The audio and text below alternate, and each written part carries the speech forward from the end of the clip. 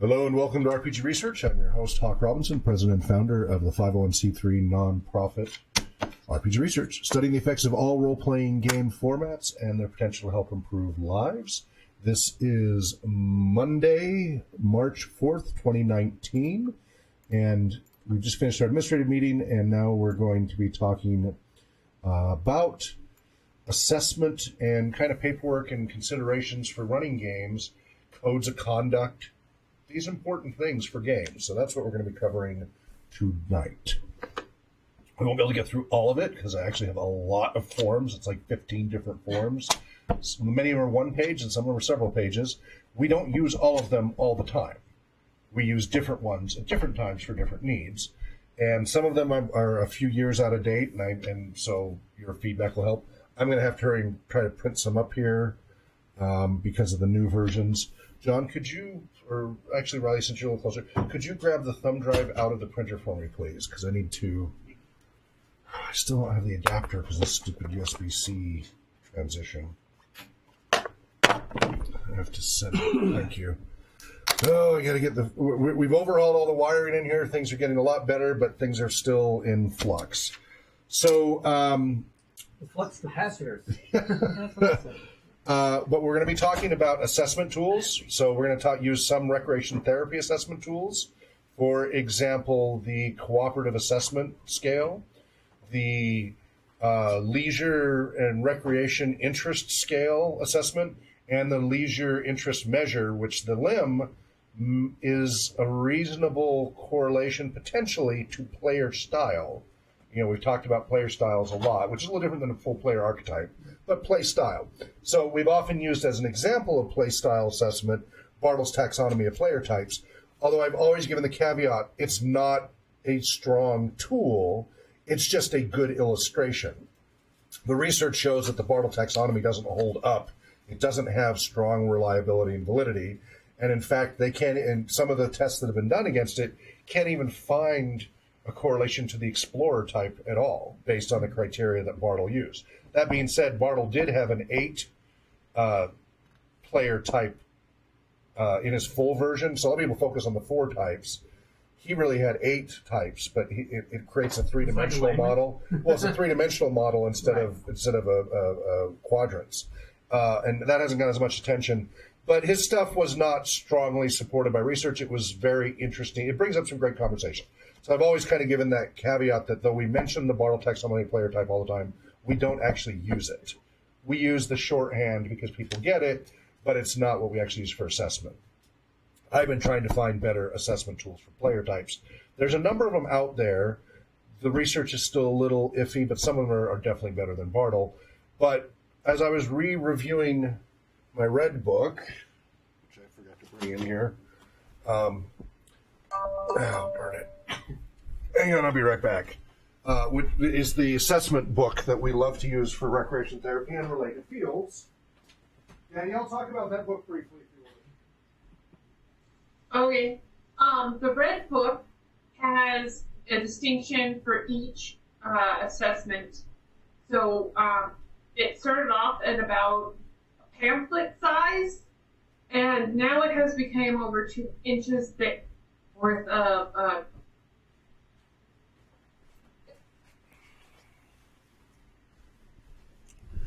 Did she cut out, or? Yes. Okay. So first you talked about the dimensions, and that's it. So, Assessment Tools for Recreation Therapy and Related Fields is 4th edition by Joan, Burlingame, and Thomas M. Blaschko. You can get this on Amazon or Idle Arbor's website. This is an awesome tool if you want to have a nice... Could you hear me? No, you were completely cut out. Oh, okay. If you want a nice list of assessment tools for recreation. Now, not all of them are going to be applicable to role-playing gaming. For example, the bus assessment tool is how well do your people know how to use public transit in the bus system. Now, we created a whole role-playing game scenario to teach people how to use the public transit and bus system using tabletop and live-action role-playing using the Agents of S.H.I.E.L.D. scenario. It's the Z-Day Tacoma was the original template for it. Now it's Z-Day enter city name. And so the best scale actually comes into effect for that. But in general, it's not one you would associate with role-playing gaming. So there's a lot of them in here that are for things that are specific to medical facilities and things that you wouldn't necessarily use in your role-playing gaming. But there are a number of them that are quite interesting. And so I did print... I'm going to do this a little bit out of order because I've got to get other stuff printed up. So this is the leisure and recreation involvement. So from the TR perspective, and the printer was so cold it had these lines. That's just scary looking. And this is an old packet, so this is an out-of-date one with out-of-date logos. I've been working on a newer version, but this is a typical packet that I would hand out back in 2010, 2012, etc. It's all one copy, so it's the whole kit. It's not to be separated. Okay. We'll be going over that, but you can just kind of let people thumb through it. So the leisure and recreation involvement. Now, so Danielle and Anna, I'm going to have to read these out loud for you guys since you don't have copies of these. If you have the red book, Danielle, you have the red book, right? Yeah, I can go grab it real quick. Yeah, because it's under like I was just page dealing with 20. of my device. Let's see. There's cooperation and trust scale. Signs of scales. But you can see I've got a lot of post-its of useful tools I've used over the years. It's heavily bookmarked. What's cool about this book is it doesn't just talk about the theory of all of these. It gives you actual examples of the tools, how to run them and everything. It's just stamped with don't use, right? You have to go buy these. You have to pay for these. Now, luckily, these are not like the WEAs, which is incredibly expensive, which can be hundreds of thousands of dollars, like IQ tests and things like that. These are like $22 for 25 copies, so a little less than $1 each. So it's pretty easy to integrate it into your practice without incurring too much of an expense overhead. But these are things you got to take into account. So it'll say like sample, do not copy, but it has the exact example of the assessment tool, so you can use it for practice and get the hang of it. And then it includes the how to score it. But what's really great about it is not for every tool, but for as many tools as they could find it, it also has the reliability and validity of each tool. And that is huge. Is it the limb or the lamb? Sorry. This one's the LRI right now. We're on the LRI right now. LRI. Okay. Yeah. The limb is going to be good, I think, for player style. But right now we're doing the broader leisure and recreation involvement questionnaire, which I'm trying to remember my page number on that.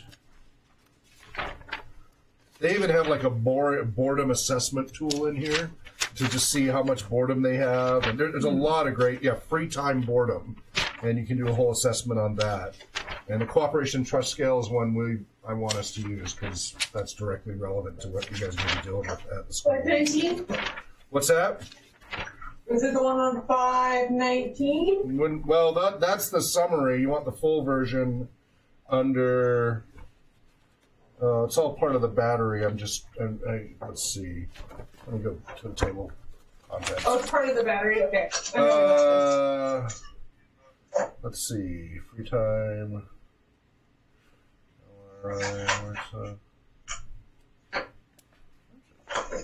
Is it the Arbor? Is it the Arbor battery, or is it the other one? It's the leisure and recreation involvement, which that.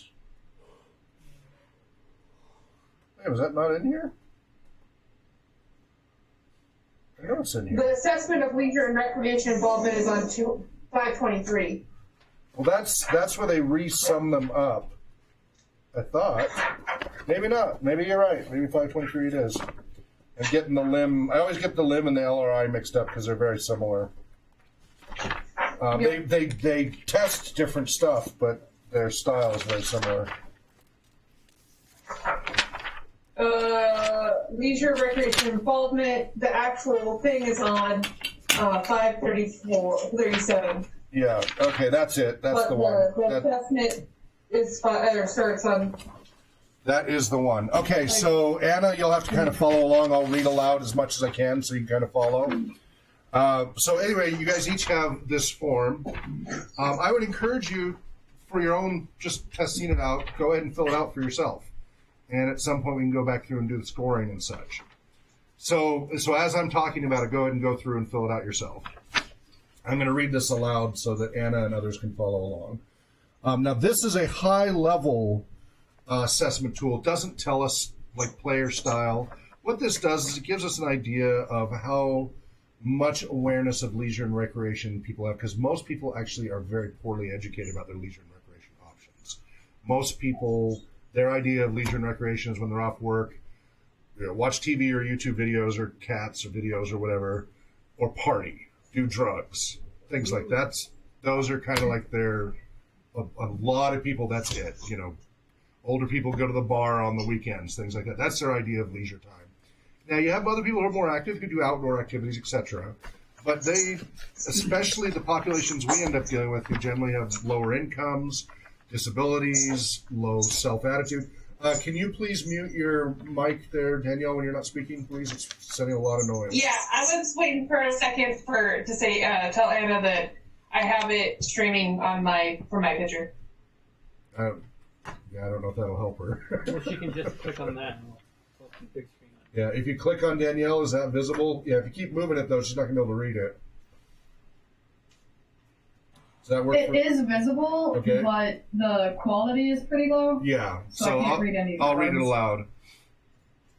Okay. I can't give you a legitimate copy because the copyright and such on this. We can do this for training purposes, but they do cost. But we'll go over it. So, Can't you take a picture of the book as long as it's because it has the sample copy on it? you can do that if you want to give her that image to look at. So, leisure and recreation involvement. It's a one-page, very simple and straightforward, at least as far as the actual taking of the tool. Research has identified 6 different elements that describe your involvement in leisure and recreational activities.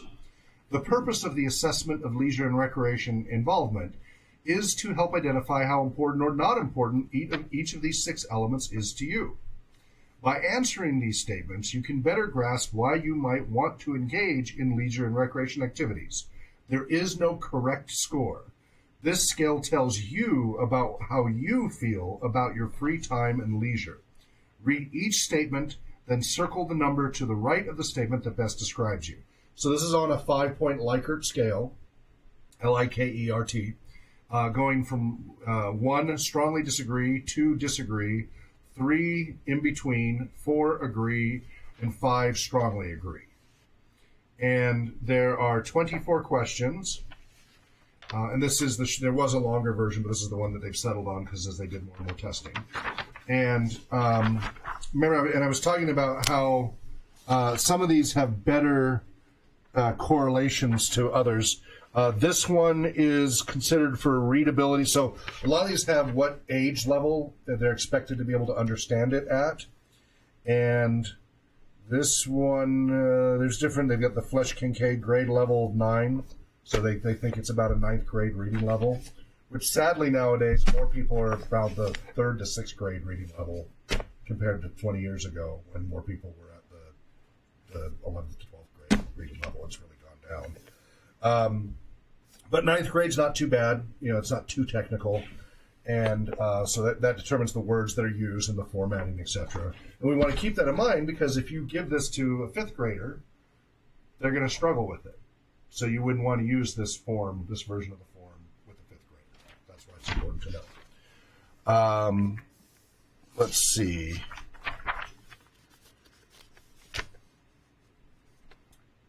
Now this one, I think part of the reason why I haven't used as much, or let's see, I use this a lot because it had pretty good correlations. It's not the strongest one, but by category it ranged from, the lowest was a 0.54 correlation, which is moderate, all the way up to a 0.95 correlation, which is on the long version, and 0.93 on the short version, which is this version.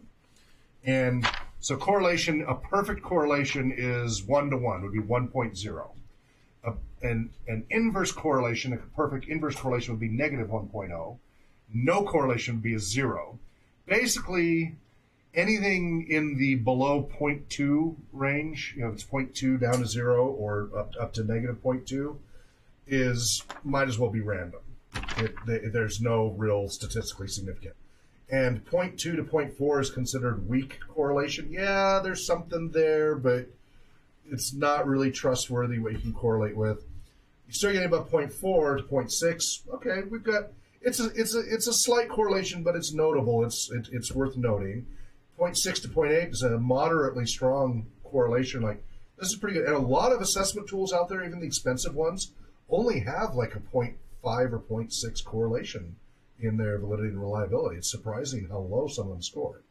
And a number of the tools I like to use in here are 0.8 or higher, 0.75 and higher, but they're easily 0.6 on up. And as I said, this ranges from 0.54 all the way up to 0.93, which is darn good. And what they mean by that is, so there's a lot of different factors here. You have, is it testing what you want it to test? Well, they compare it to other measures that have been around for 50 years. And do they get similar results, and how much are they similar? And it might be, for example, a long form.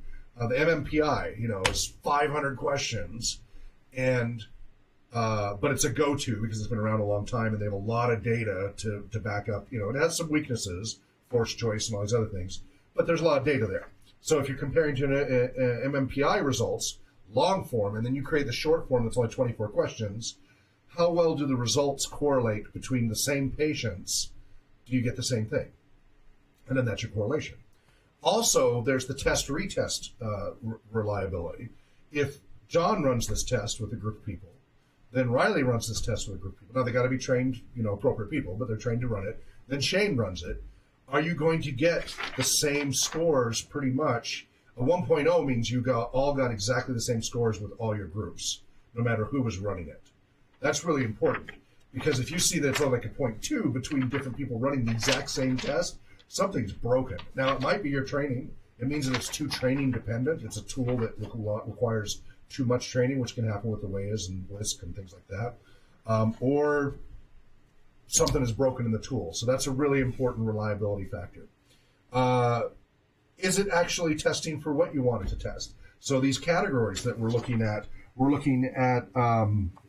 pleasure and interest and intensity and importance and centrality and meaning.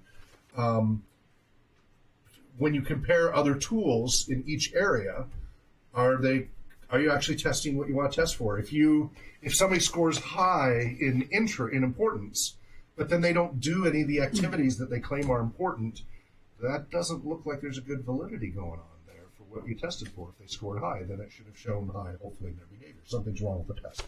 So you want to look for, there's a lot of different factors to test for a good assessment tool. These are just a few. My favorite leisure activity is polo, so I have a high desire and no money. So, question number 1. Remember, scale of 1 to 5. 1 is you strongly disagree, 2 is disagree, 3 is in between, 4 is agree, 5 is strongly agree. And Anna, if you want, you can just write down these numbers as I read them through, just for your own edification. I have a handy dandy notebook. Excellent. Number 1, I reserve sufficient time to engage in my favorite leisure activities. Strongly disagree, 1, 2, disagree, 3, in between, 4, agree, 5, strongly agree. I'm not going to read that every time, but I'll do it a few times to help you. So again, number 1, I reserve sufficient time to engage in my favorite leisure activities. Number 2, I continue to do the leisure activities of my choice even when I am busy. 1, strongly disagree, 2, disagree, 3, in between, 4, agree, 5, strongly agree. So that's number 2. I continue to do the leisure activities of my choice even when I'm busy. Now, you guys notice how I'm doing this? So if you have somebody who can't read for whatever reason, whether it's a language barrier, they're visually impaired, whatever the reason, you may have to read this to them and then let them verbally tell you their selection and you fill it out for them. So do you see the pattern I'm using with that? I read it through.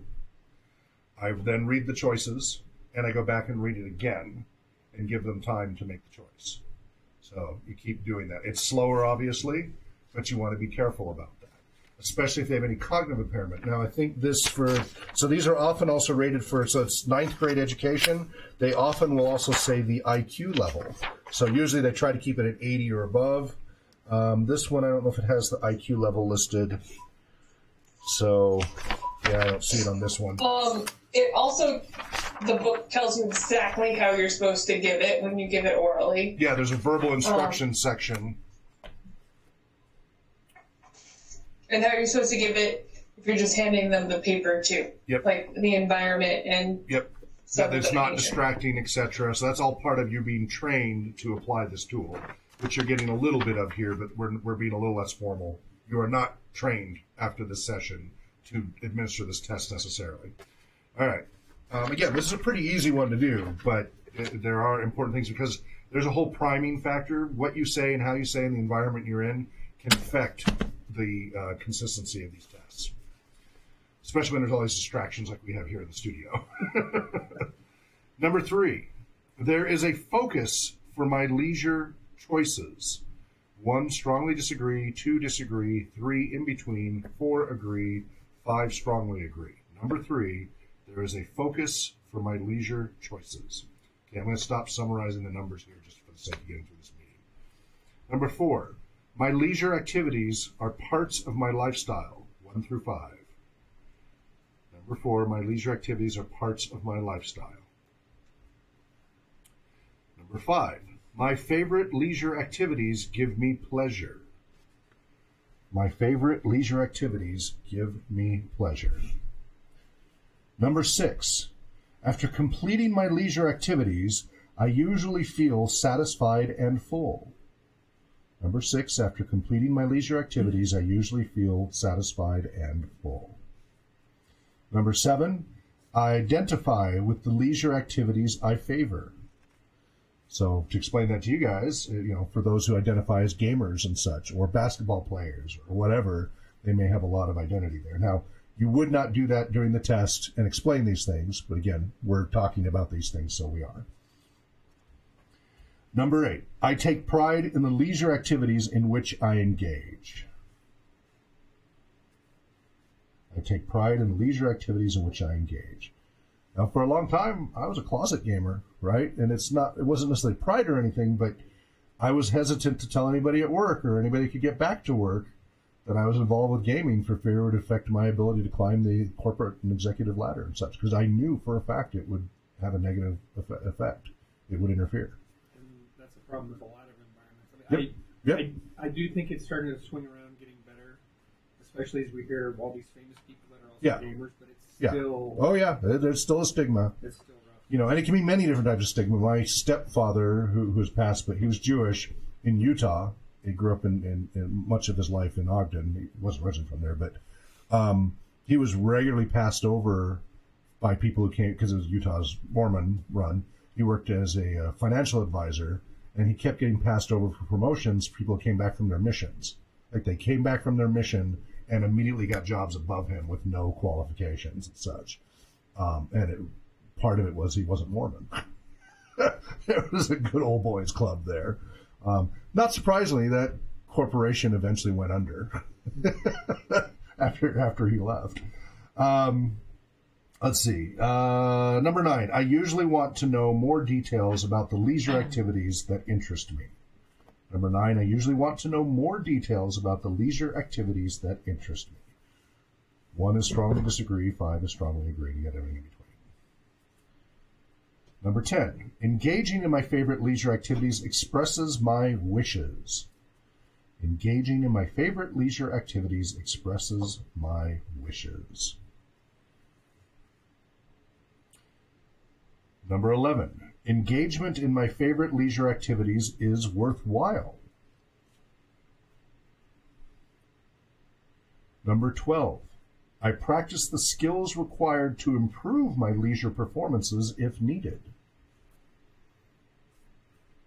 So, for example, if you play church basketball every weekend, maybe in between after work, you're out shooting hoops in your driveway or something like Number 13, the leisure activities I do occupy my feelings. The leisure activities I do occupy my feelings. There's an emotional context and connection with them.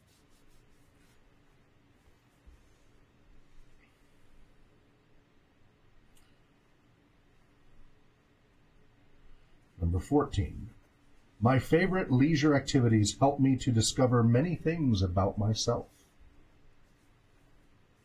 My favorite leisure activities help me to discover many things about myself.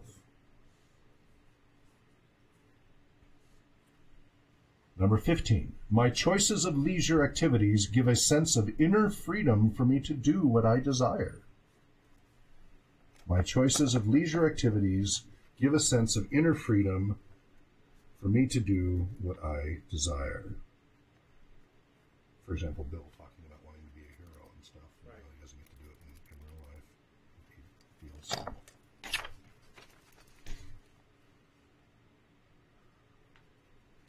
Number 16, I expect something good to come out of my participation in my favorite leisure activities.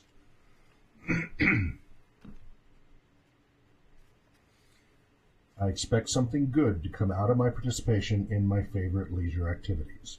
Not everybody does. A lot of people just do it because they do it. And some of them, they don't. They actually expect bad things. My favorite leisure activity is going to get me killed. Yeah. Some people, it's doing drugs. And some of them know that it's not good for them. But they do it anyway. Number 17, I feel that I am responsible about choices made to participate in leisure activities.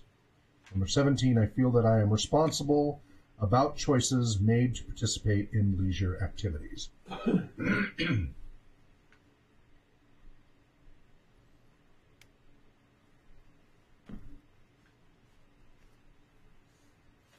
Number 18, I am willing to devote mental and or physical effort to master my preferred leisure activities.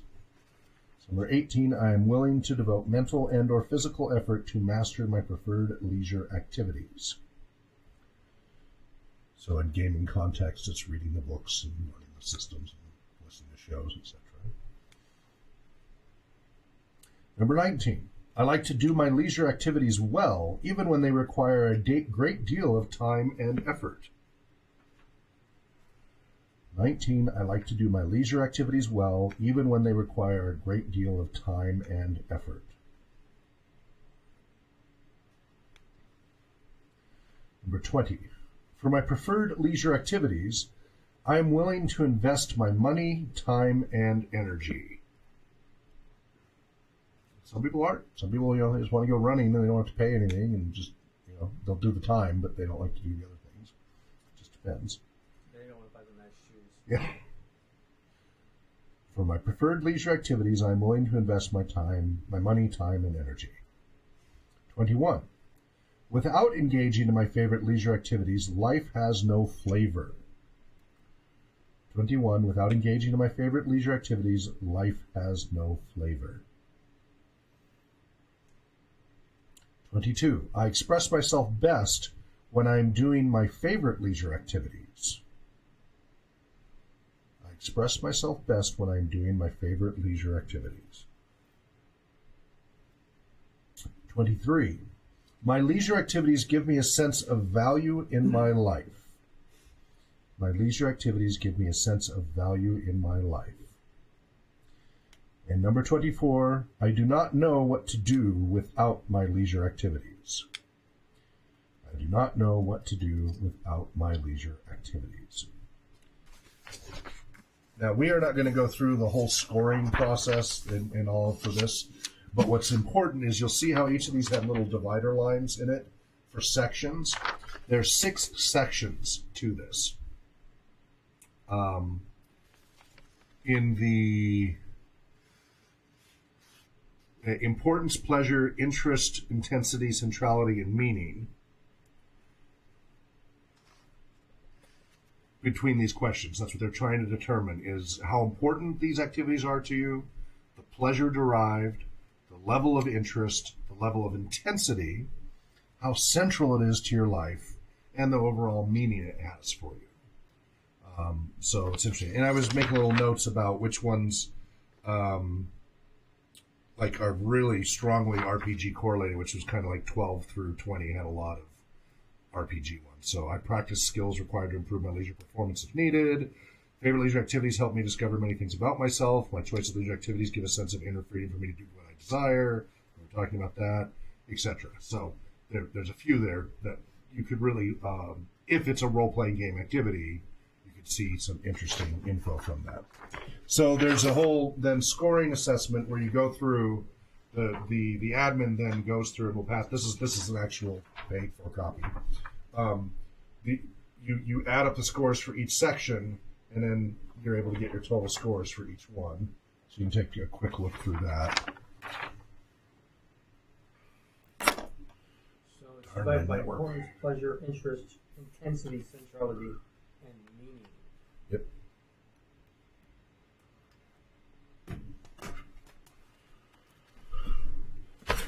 So it says high and low score. 16 or above in one section is a high score. Low score is 12 or below in one section. Mm-hmm.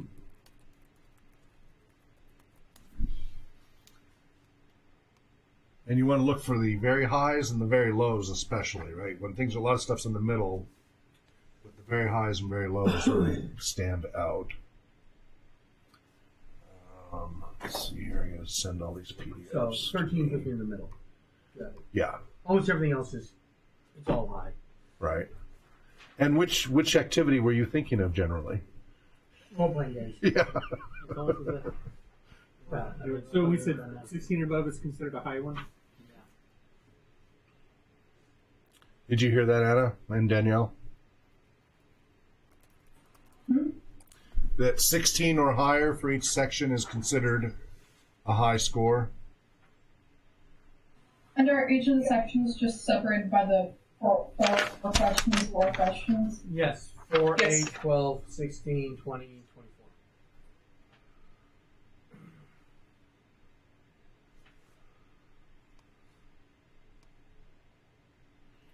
And again, this is a very high level questionnaire. It is not super low level, but it does give us, so if we're doing this with prospective clients, now usually we don't have time to do this, but if we've got a special engagement or research project where we can do this, this gives us a good baseline of, because you'll get a lot of people who are in the middle or even score low on a lot of these things, who don't have, like, as role-playing gamers, you can say yes to a lot of these strongly because you feel passionately about it.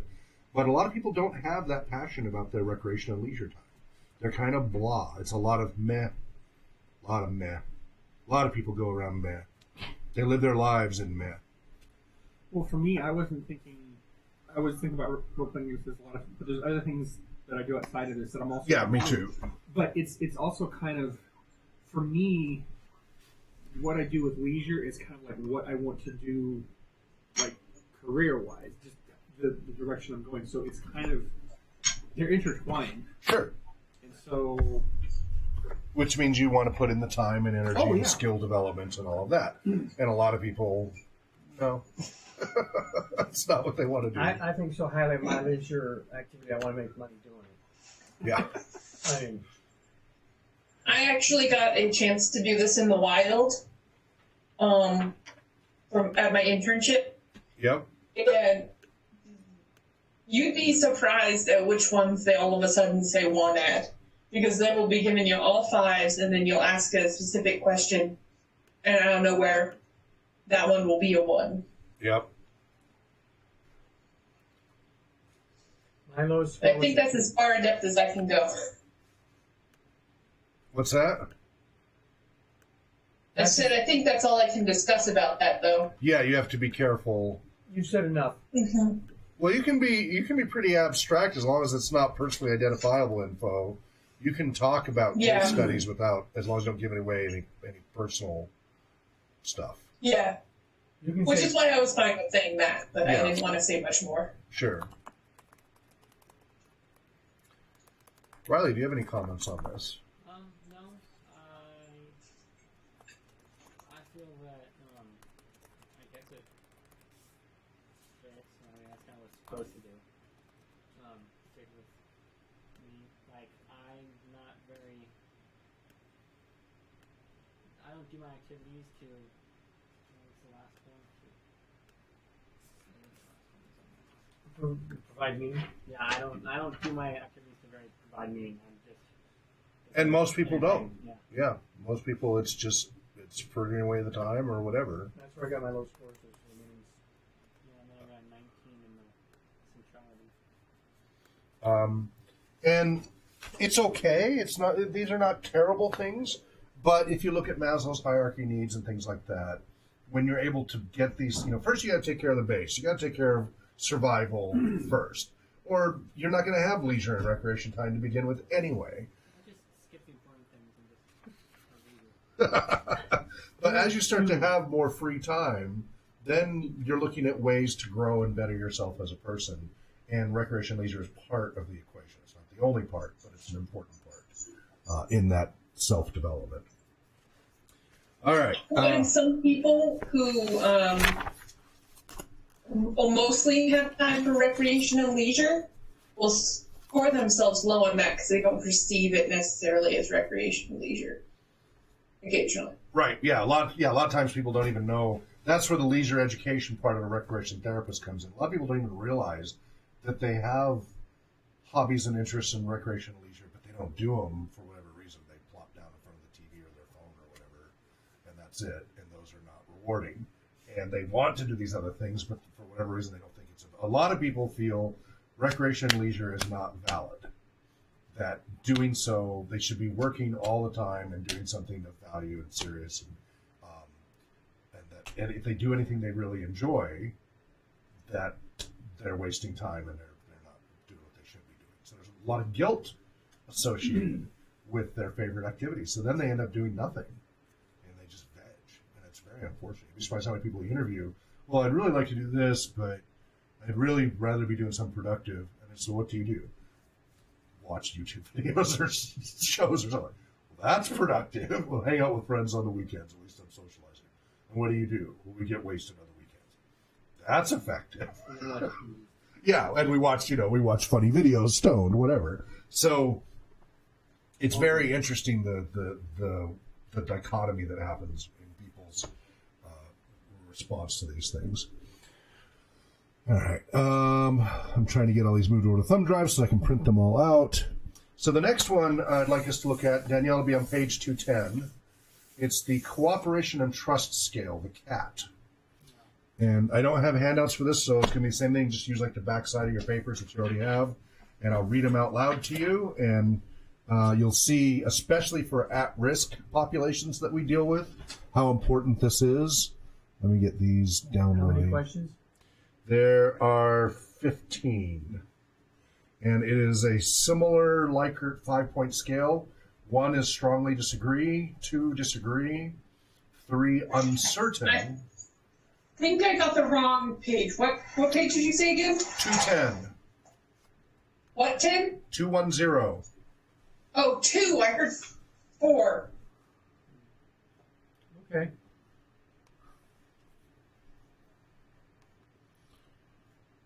So 3 is uncertain, 4 agree, and 5 strongly agree.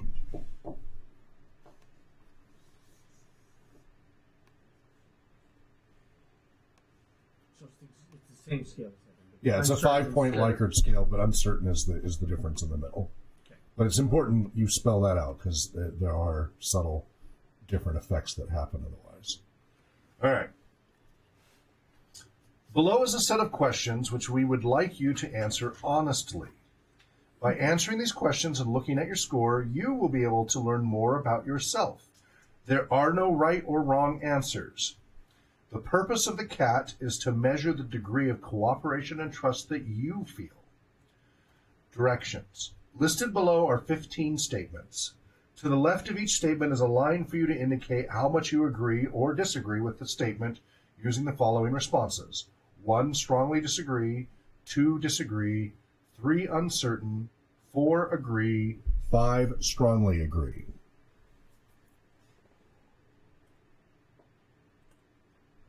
I'm assuming it's very indicative of something if somebody gets 3s all the way down. and that's not unusual. Number 1, having a group's support makes many things easier to do. Having a group's support makes many things easier to do. Number 2, cooperation is important to doing well in schoolwork. Let me say that again. Cooperation is important to doing well in school/work. School or work. Okay. Yeah.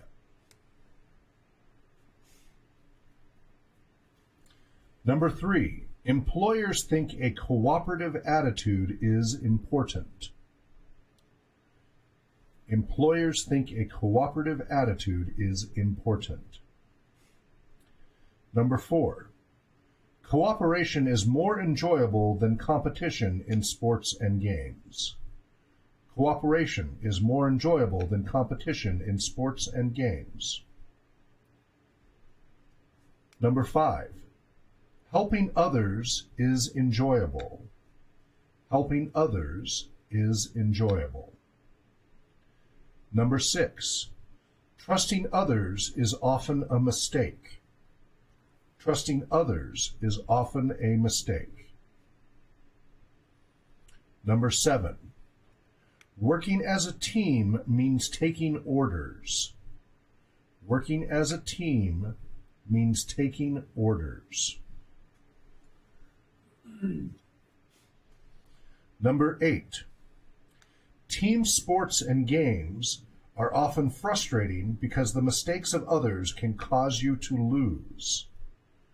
Team sports and games are often frustrating because the mistakes of others can cause you to lose.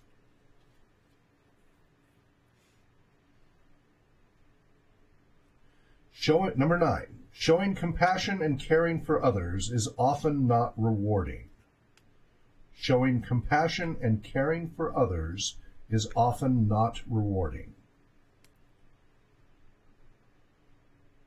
Number 10, working as a team means giving up your freedom. Working as a team means giving up your freedom.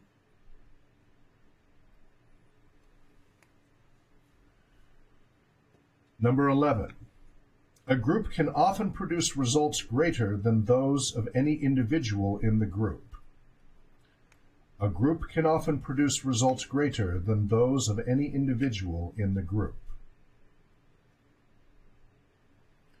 Number 12, cooperation is important to making and keeping friends. Cooperation is important to making and keeping friends.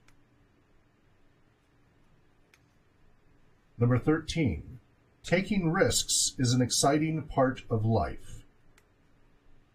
Taking risks is an exciting part of life.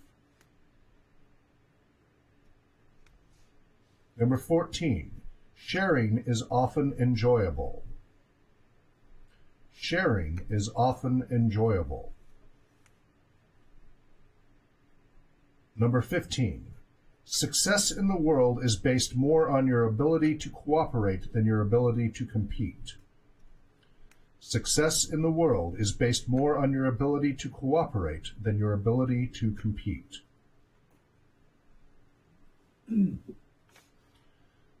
Then just go ahead and add up your scores. Are we dividing it by every side? There's no categories. It's a total. I mean, there are, but for now, you just go ahead and, you just put your total score there. The admin can do different ones for different categories because now you get A, B, and C and things like that. But you just go ahead and put your total score because what you're looking at is just this is for your own scoring. So that's your total score. I'll let you finish that first while I finish downloading these. Then we will break it into other sections.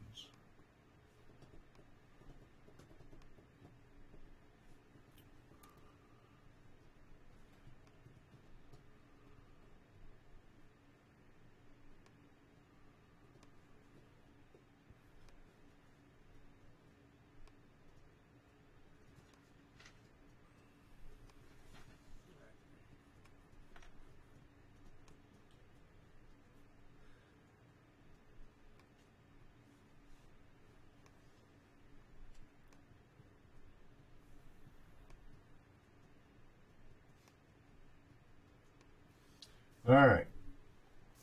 And then you would put your name, date, and ID, and whatever. You don't need to worry about that. So for skate, now you're going to get some subscores, but you first wanted that total. So for statements 1 through 5, this is for total A. So for total A, you want to add all the points 1 through 5, all your score 1 through 5, and that gives you total for A. So A equals 1 through 5 added together.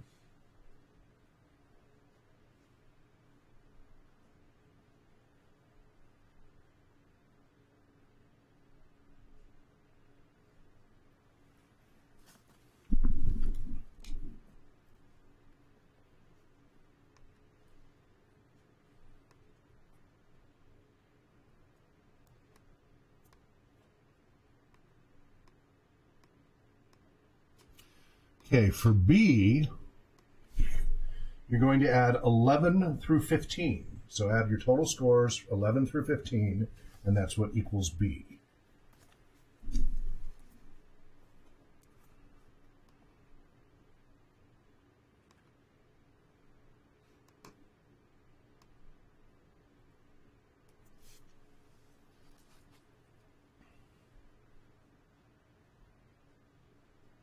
Now it's going to get a little trickier. For C, first add your score up for 6 through 10. So you can add that up. But you're going to subtract that from 30. So you can take 30 minus the total from 6 through 10. So your total for 6 through 10, you're going to subtract from the number 30. And then that's going to be what C equals, the remainder of that.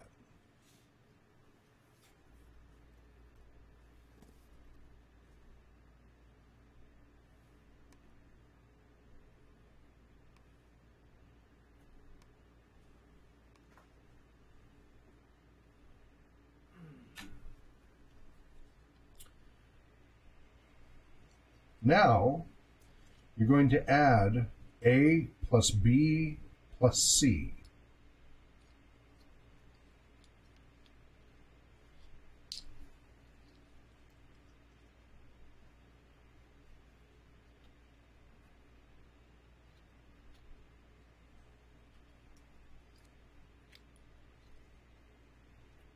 That's your final score there.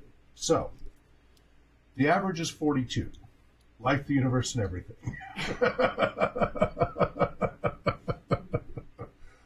So take a look at that.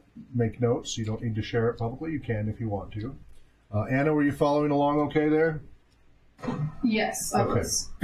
Anything of interest to you guys there that you noted? Yes. Well, what is being below that number?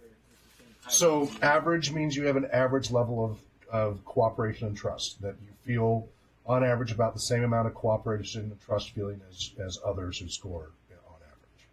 If you're below that, then you're less trusting and less cooperative than average. And if you're above it, then you're more trusting and more cooperative than average. Okay.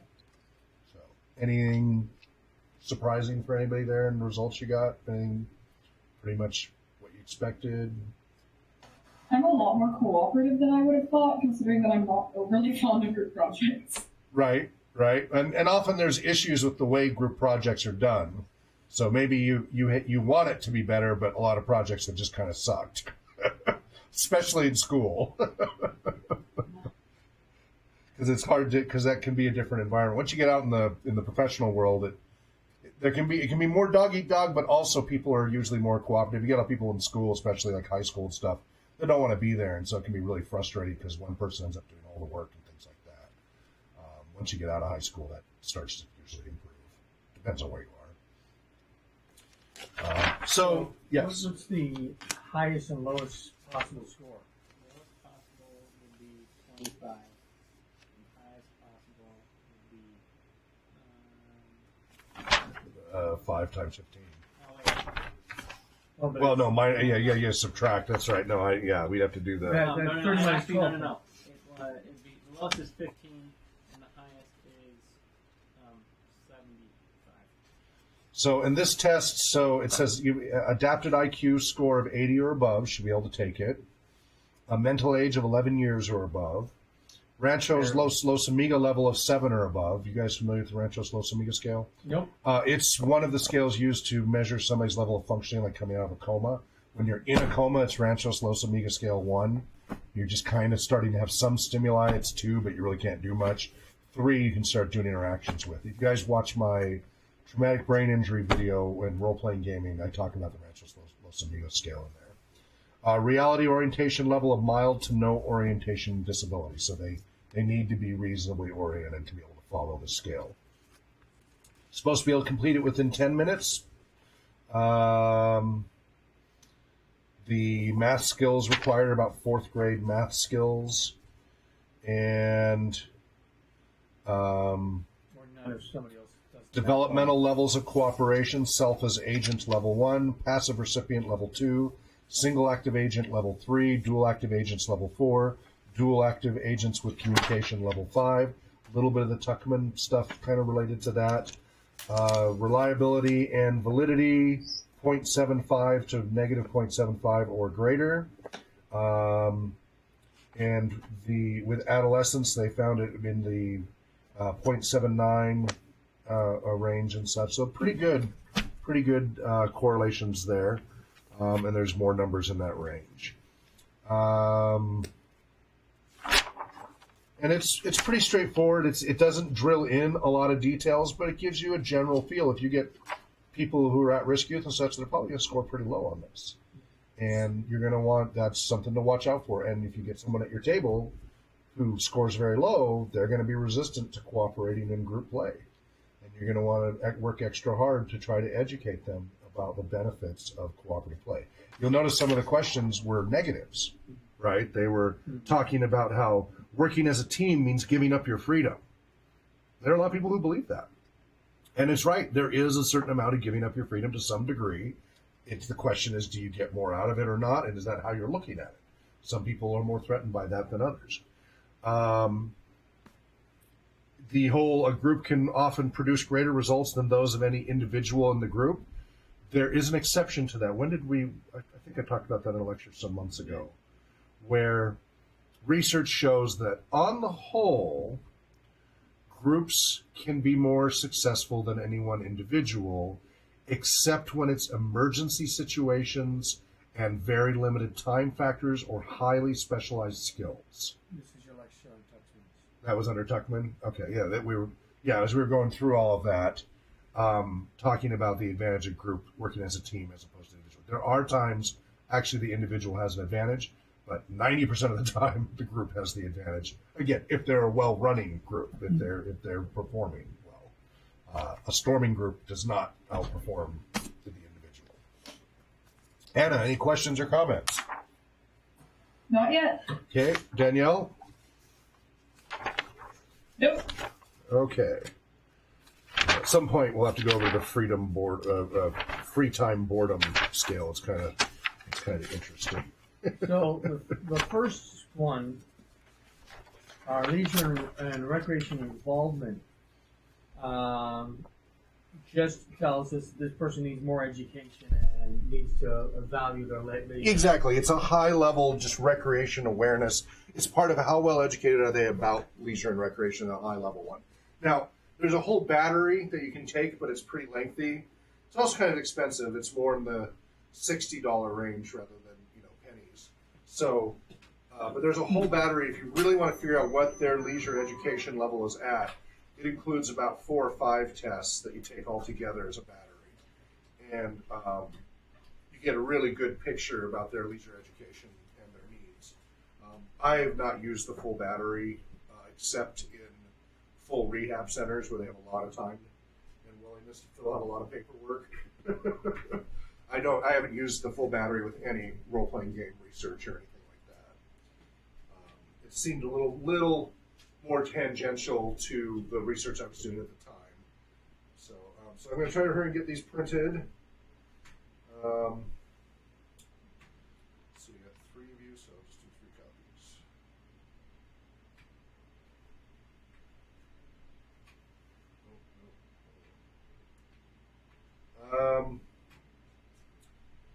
Danielle, Yes. You want to pull up the limb, the leisure inventory measure on 243, 243, got it. and you want to read that out loud and let everybody go through that step by step, doing the same thing. Okay. And make sure you go through it step by step. This is the one where see where you guys think this might help you in assessing a player's play style. I think you might see some things here that might be useful. We'll talk about that after. But of course, just go through it for your own benefit. Okay. So, directions listed below are 29 statements. To the left of each statement is a line to indicate how true that statement is for A. 1 means that the statement is never true. 2 means that the statement is seldom true. 3 means that it is sometimes true. 4 means that it is often true. And 5 means that it is always true. Write down the number that best fits your situation. So the first Say that again. This is the limb. And how many questions? This is the leisure interest measure. There are 29 questions. Mm-hmm. Is that what you asked, Anna? Yep. Okay. I'm going to read the first question or statement, and then I'll also read off the numbers and what they mean one more time. I like to read in my free time. 1, never true. 2, seldom true. 3, somewhat true. 4, often true. And 5, always true. Number 2 is I prefer being outdoors. Danielle, you got to go a lot slower than that. Okay. So just take it slow, and read the question twice.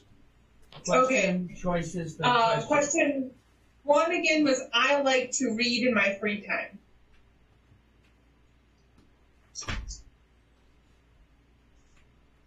Question 2 is that I prefer being outdoors. Number 1 is never true, 1 is never true, 2 is seldom true, 3 is somewhat true, 4 is often true, and 5 is always true. And once again, it is I prefer being outdoors.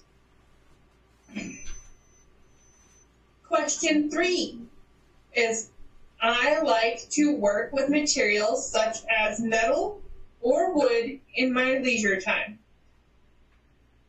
Question 3 once again is I like to work with materials such as metal or wood in my leisure time. Question 4, I like to be original in my leisure activities.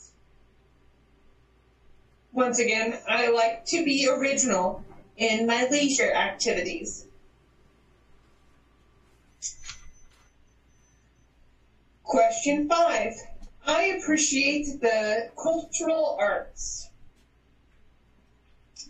Once again, I appreciate the cultural arts.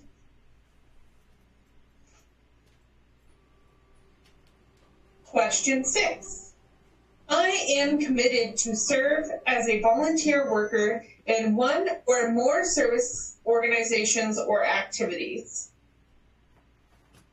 Once again, question 6 is, I am committed to serve as a volunteer worker in one or more service organizations or activities.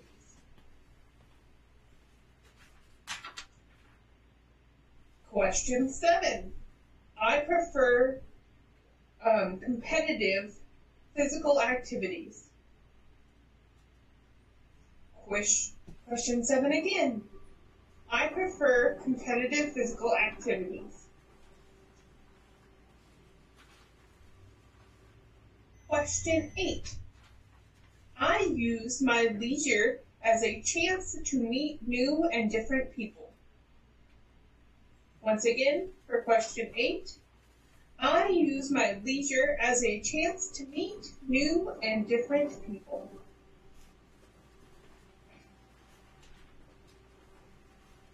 Question 9. I like the fresh air of outdoor settings. Once again, question 9. I like the feel of, I like the fresh air of outdoor settings, sorry. Question 10. I often use tools in my leisure activities. Once again, question 10. I often use tools in my leisure activities. Question 11.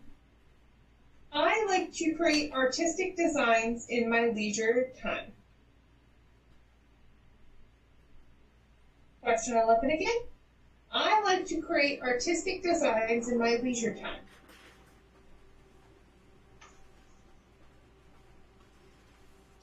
Question 12. I prefer to engage in cultural activities, such as going to plays, lectures, or visiting museums. Question 12 again. I prefer to engage in cultural activities such as going to plays, lectures, or visiting museums.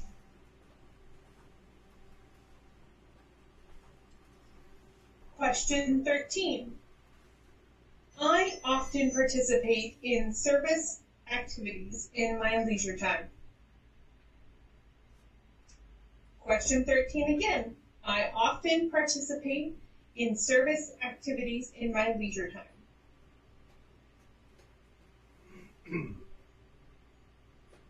Question 14.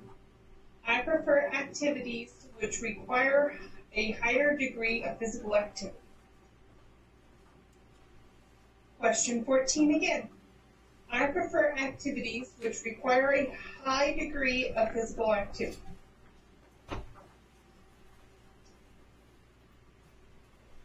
Question 15.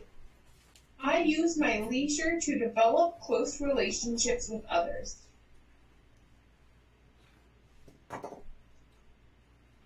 Question 15 again.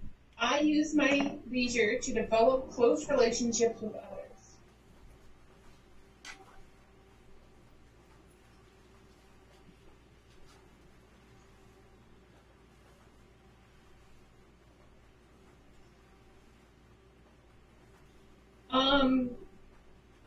I can't read the last part of question 16.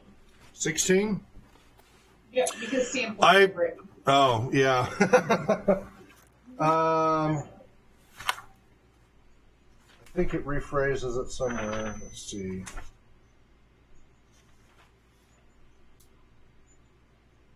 Somewhere, I mean, I've got my limb copies around here somewhere, but let me see if I can find. So it's, I prefer leisure activities which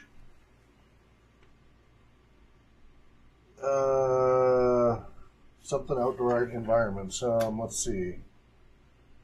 Is it something supplement outdoor environments? That's what I'm trying to. Sometimes they rephrase the questions in the description. That's number 16. Okay, we'll come back to that one. You guys continue on to 17, and then I'll see if I can find number 16. 17. I like repairing or building.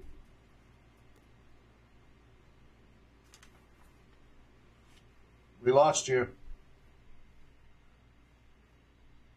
Danielle?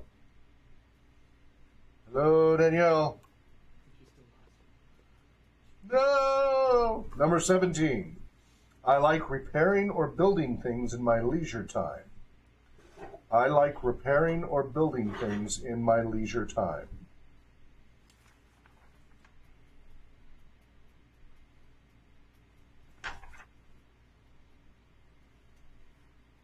Number 18. I prefer leisure activities which require creativity. I prefer leisure activities which require creativity.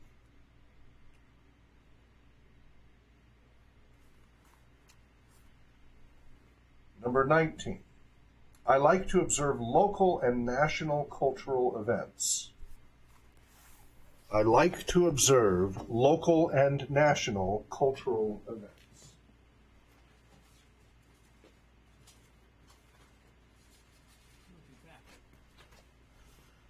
Welcome back. Nope, maybe not. Number 20. I regularly contribute time to service organizations or activities. I regularly contribute time to service organizations or activities.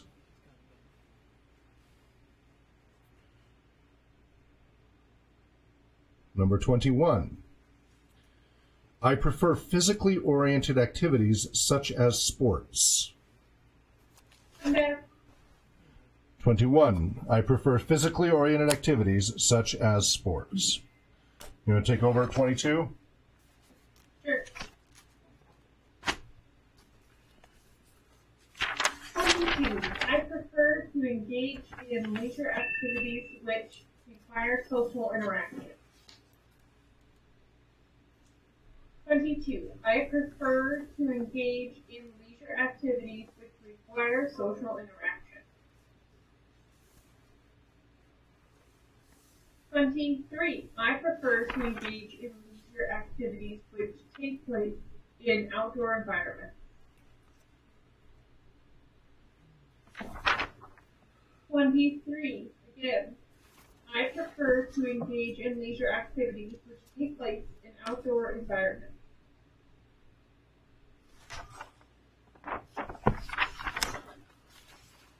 24. I like to work with medical devices in my leisure time. Mechanical, sorry. No. 24 again. I like to work with mechanical devices in my leisure time. 25. I like leisure activities which help me to explore new ideas. 25 again. I like leisure activities which help me to explore new ideas. 26. I have a strong attraction to the cultural arts. 26 again. I have a strong attraction to the cultural arts. 27. I prefer to be of service to others in my leisure time. 27. I prefer to be of service to others in my leisure time.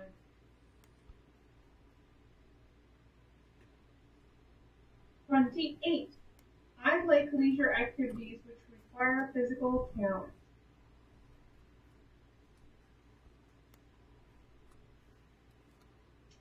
28 again. I like leisure activities which require physical challenge.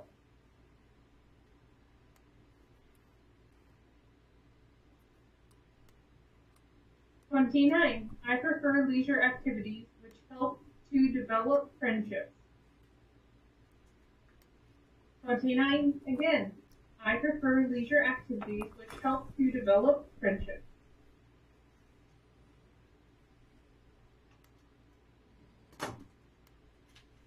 All right. Did you find 16? No, I was trying to find it reiterated somewhere. Just going to break things. Gosh darn it. Yeah, it's really hard to read. It could go positive or negative on it. I can't quite make it out. I do believe it is a positive. Right, but we don't know the exact wording. Let me see if I can... I'm guessing something to do with outdoors, like enjoying outdoors.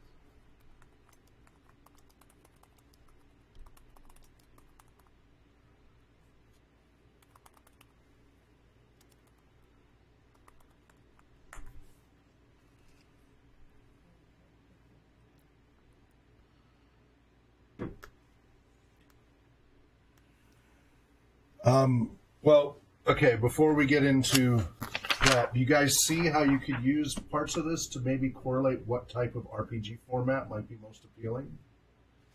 I can see that we have somebody who likes a lot of physical and outdoor stuff might need to be in the LARP. Yeah. What about the competitive versus cooperative stuff? Are we going to be a role player or are we going to be a Well, gamer? Well, no, but role-playing LARP is often competitive. Yeah. More pegs are often competitive.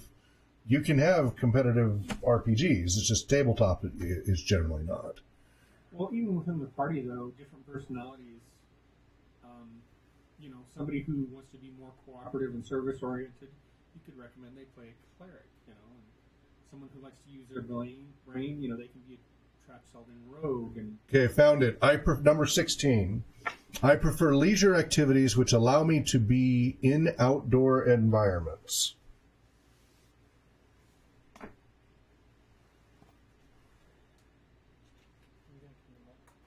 Too much math. Easy math. Come I'll let you on. do it. Come on, gamers. Come on.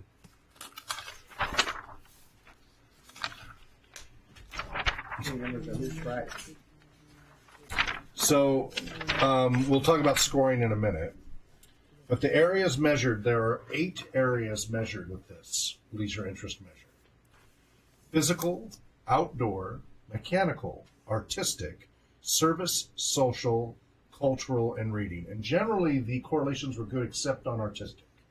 It was a bit weak on the artistic side as far as compared to other tests. Well, But artistic's a tricky one to test. Going over that list one more time, a little bit slower. You bet. Number 1's physical. Number 2, outdoor. Number 3, mechanical.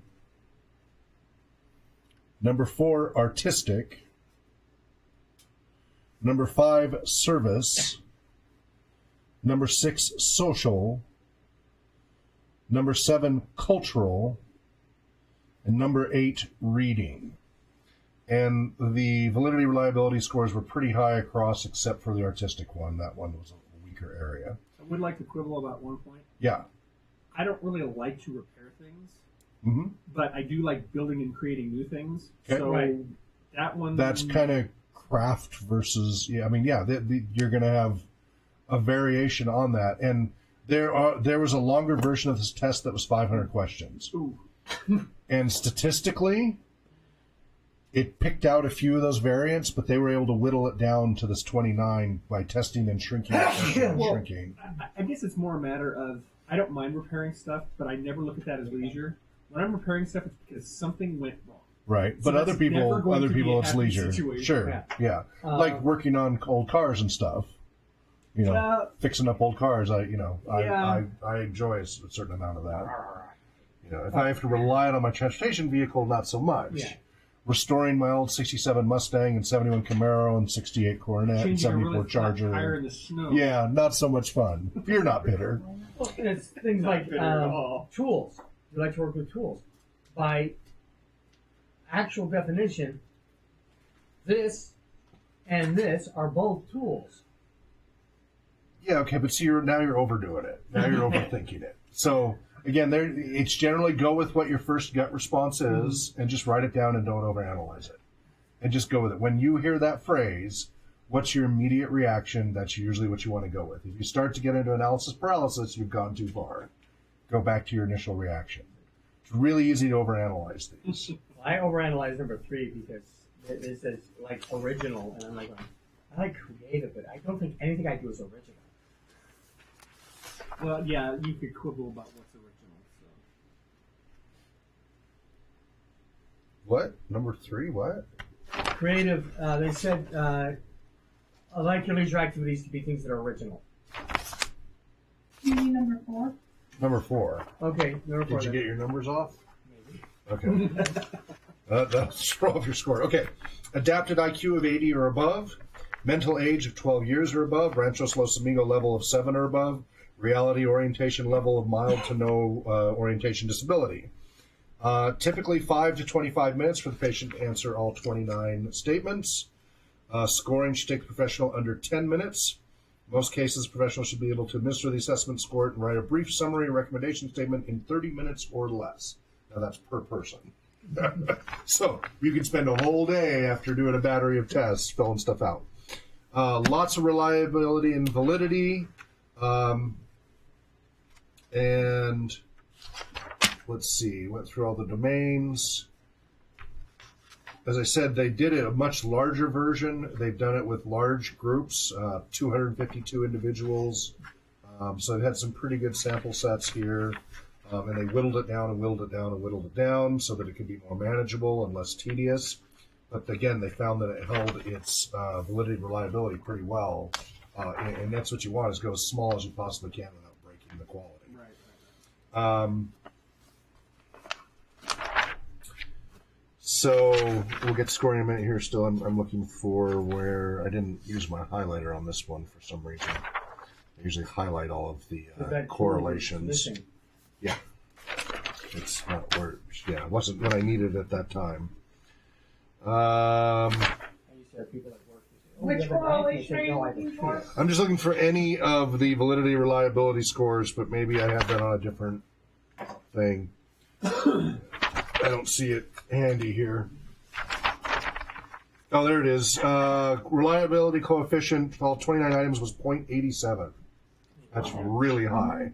Now, again, with the exception of the art one, if I remember reading in here, they said the art one was lower because that's the average, but that's really good.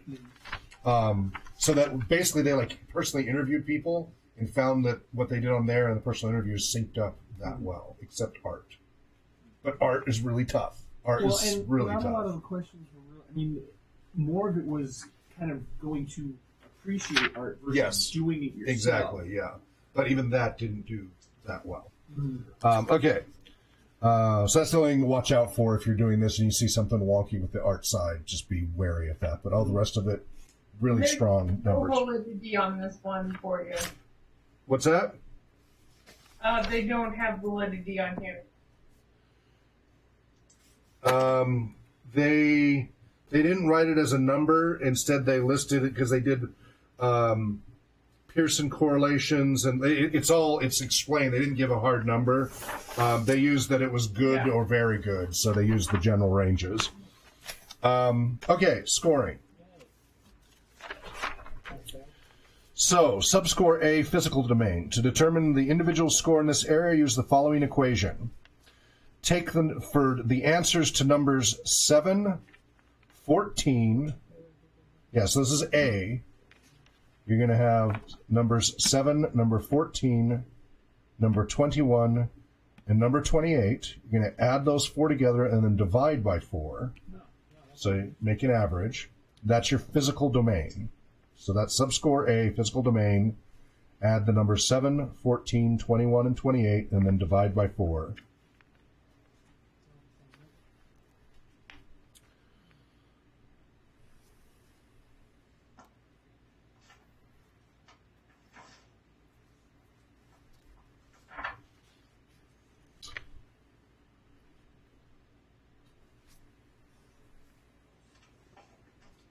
So we can have decimals? Keep the decimals for now. Whole number. Okay, no, never mind. That's just in the scoring.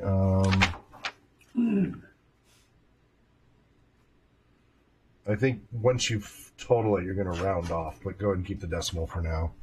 I think you dropped the decimal.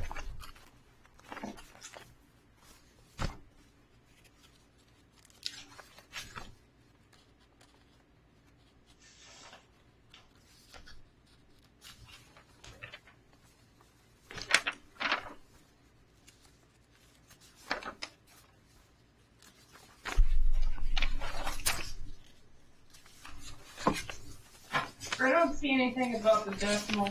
I know. So generally, you can keep it, but usually you drop it unless it's explicit. But you can keep it. I mean, if it's notable for you. If you have exactly a 3.5. Or a 2.8.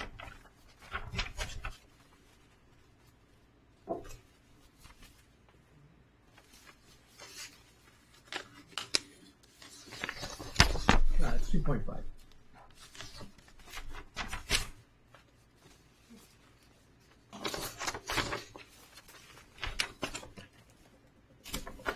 All right. Everybody done with A? Anybody not done with A? All right. Subscore B, outdoor. To determine the individual score in this area, use the following equation.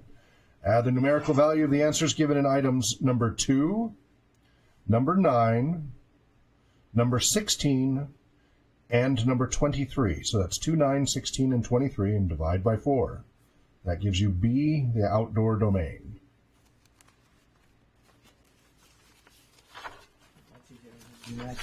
They're all the same number. Yeah, they're all the That's same. That number. makes it very easy. Yeah. So how many subsections? I think there's 8. A, B, C. There are 8 domains. Yeah. And B. Yeah, 8 domains.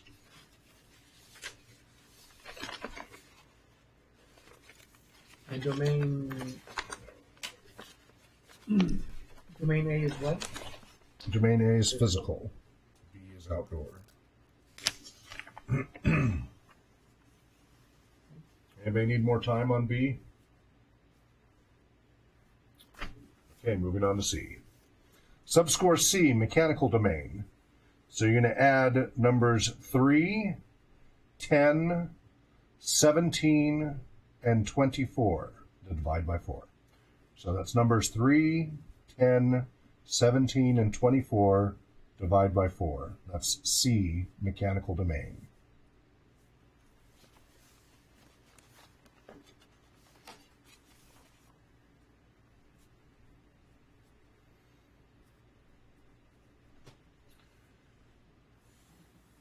Anybody need any more time?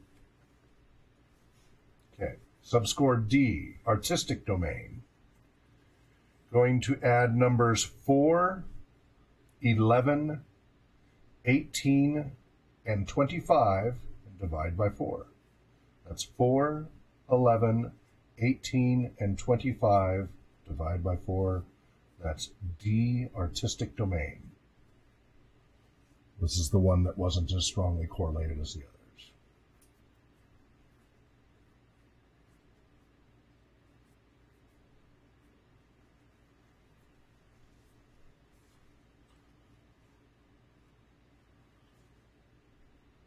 Anybody need any more time?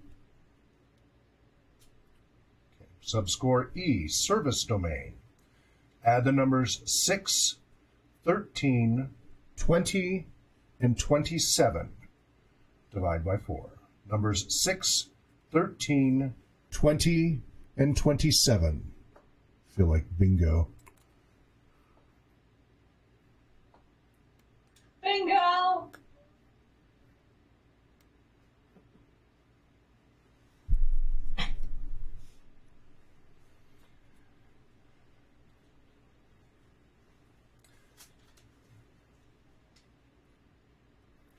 Subscore F, social domain.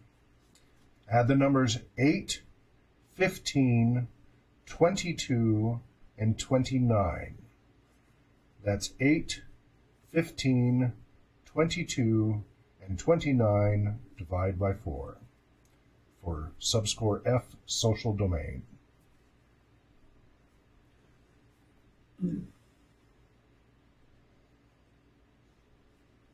So you can see this is a more involved and more granular scoring than the others. We're kind of working up to it.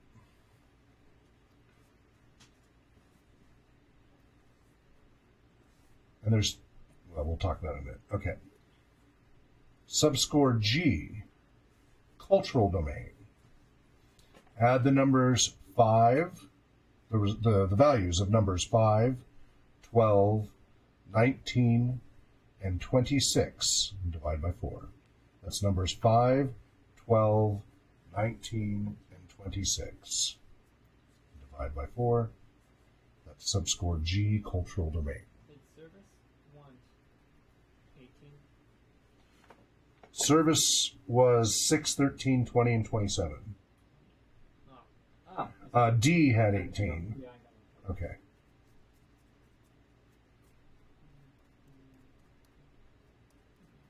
So So subscore G, cultural domain, 5, 12, 19, and 26, divide by 4. Which one uses 1? Okay. That's coming up next. Subscore H, reading domain, the score from number 1. Wow. Okay. Easy one there. Yeah. I don't know if I can handle that math. Well, do they like to read in their free time or not? There are people who absolutely know, and other people, oh yeah, I love to read. It's a pretty straightforward question. Yeah. Oh, that reminds me. I got that other assessment. I think that can be broken down into what you're reading. But they did that in the bigger version and found it didn't really make that much of a difference. That's the key thing. If you like comic books, you like novels. No. And on one of the questionnaires I have, that is differentiated. So, where did I put that? That's one I didn't print here. I need to print that. So, physical, outdoor, and mech, I scored low in. So, yeah, take a look at all those, and you can see how this will help you figure out what kind of role-playing game. Now, there's 2 ways to look at this. One way to look at it is if you have a low-scoring area and a high-scoring area and an average-scoring area, but the lows and the highs, one is you could shoot for satisfying what they love to do most by giving them the role-playing game. If you want to get them hooked on gaming first, right, give them the ones that they love to do the most, that they score high on, that they want to do. So introduce them to role-playing gaming in that comfort zone. Then, if they have some low-scoring areas that you'd like to improve, introduce them to other RPG formats that'll help bring that up potentially, that they might enjoy it as they branch out more and more. So that's one way to look at it. The other is to look at it where they're scoring low, that you want to get those scores higher. And so even though that may not be what they're...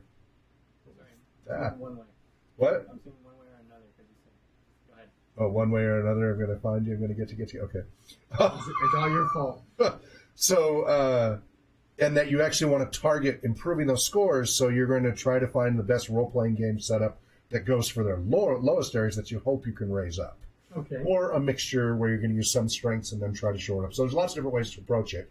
But by having that data, now you have a targeted way for each of those players. Now, like for the school, there's 2 tables, you got 2 groups, you don't have a lot of choices to work with, but you can individually with the players put them in situations that will help bring up those areas or let them shine in the areas that they love to shine. So if we're trying to bring something up from the lowest level, I can understand with physical, we can try to introduce LARP. By making it fun. Right. And that they end up they may not like physical normally, but in a LARP context, they might enjoy it more. And then you would do an assessment some months later, and they might have a higher score because they found a fun way to do it. How would you do a low score of mechanical? Well, so now some people have more mechanical aptitude than others, and that's certainly a factor. And again, it has to be, is this a goal that you want to increase? If there's no need for them to increase their mechanical, then don't bother. But if you want them to have better reading desire, or, the whole point is to bring up an area that you think is a deficit that's hindering them in their life. If you don't think they need higher mechanical, then don't worry about it. Then that's a warning to don't put them into highly mechanical. So, for example, with the LARP adventure thing, the puzzle box, somebody with a low mechanical interest is not going to be intrigued by solving that physical mechanical box. And you're not going to want to do a bunch of those. If you do a bunch of LARPs where they have to solve a bunch of those, they're going to be bored to tears and maybe very frustrated because they might not have the proficiency for it. So that's a different translation of mechanical for me because I like puzzles, hand puzzles. I'm not a great fan of the Rubik's Cube, but like the ones that lock together and all that kind of stuff, fine. But I really don't like to repair cars. I understand, but there is a relationship between those things, that yes, and again, you can drill down about the differentiation between puzzles and working on cars through a quick interview. So if you see something you're not sure about, ask, and then you make a note to it and such. Okay, so there's that one, and then there's one other here. It looks like I still need to print. It's one of the ones I created recently, which I sent you guys a copy. It's the GSIAT Player Interest Assessment Long List, and I forgot to copy that onto my thumb drive. So I'm assuming that's going to be scored the similar ways to the one we just did? What, the GSIAT? Yeah. No, I have not fully worked. That one mostly is just to help us figure out where their genre and system interests are. I did break it into categories in my scoring thing, but I tweaked it enough recently that I'm not. We're not going to go over that part of it yet because I recently shifted. I tried to make it smaller. Right. It used to be 4 pages, and I got it down a bit. So, but that's broken a few things. I got to get them, rejiggered, if you will. Let me get this one over to me. Like where you have, if you like any of these 4 as opposed to I like all 4 of those things. Right. I would like to come up with a broader, like these, more general questions where I was using a specific inventory that were examples. And the problem with those is those have to be updated periodically. They're not going to hold up over time because they have a lot of cohort effect. So, for example, Harry Potter, things like that. If they don't, Lord of the Rings has had some staying power. But a lot of other books like Moorcock, Elric, and Stormbringer, some, but not, there's a lot of cohort generational effect there. And so that can be a challenge when you use specific product examples.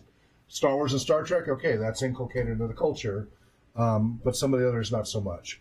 So I got to print that out for you guys. If you don't like Star Trek doesn't mean you don't like science fiction. Exactly. You might just prefer Dune.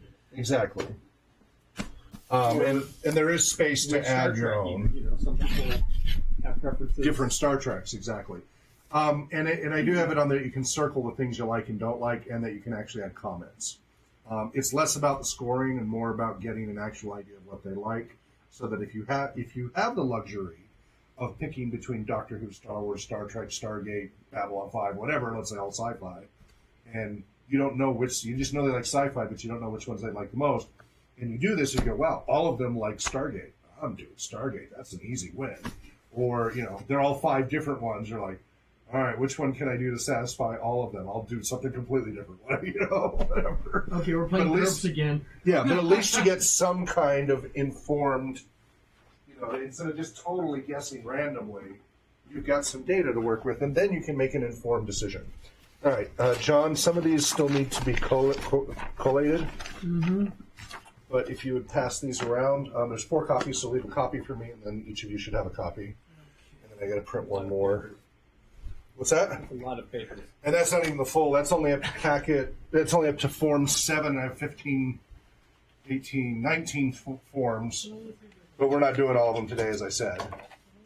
And again, I almost never do all of them anyway. These are all for different circumstances. But some of them are these first 7 or 8 are kind of the core that we hand out a lot in when we are using them. Pass it down. Mm-hmm. Take one down, pass it around. No 2 more packets of paper on the wall. And we'll talk about these out loud, Danielle and Anna. Anna, did you have any questions so far? No. What do you think of this so far? Have you blown your mind yet? It's a really cool thing to look at because of how you have the overall test, but you also have like the sub-scores of each of the tests, and the different ways that it's scored is interesting to look at because they all have like the same general idea, but then when it comes to calculating like the sub-scores, they're all done differently. Right.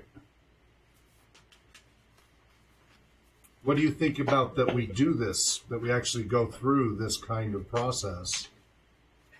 And actually, I think it should be noticed then waiver.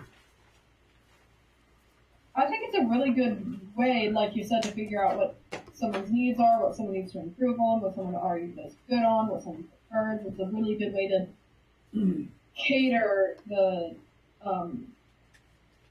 therapy and the RPG and everything to that person, while also trying to include a little bit more of what they might need to include. And I want to emphasize that while these are therapeutic recreation related tools, really they can just be recreation.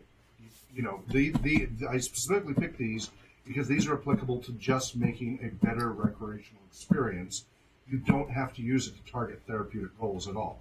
It will help you if you are targeting therapeutic goals. this is really helpful data to put together a therapeutic program.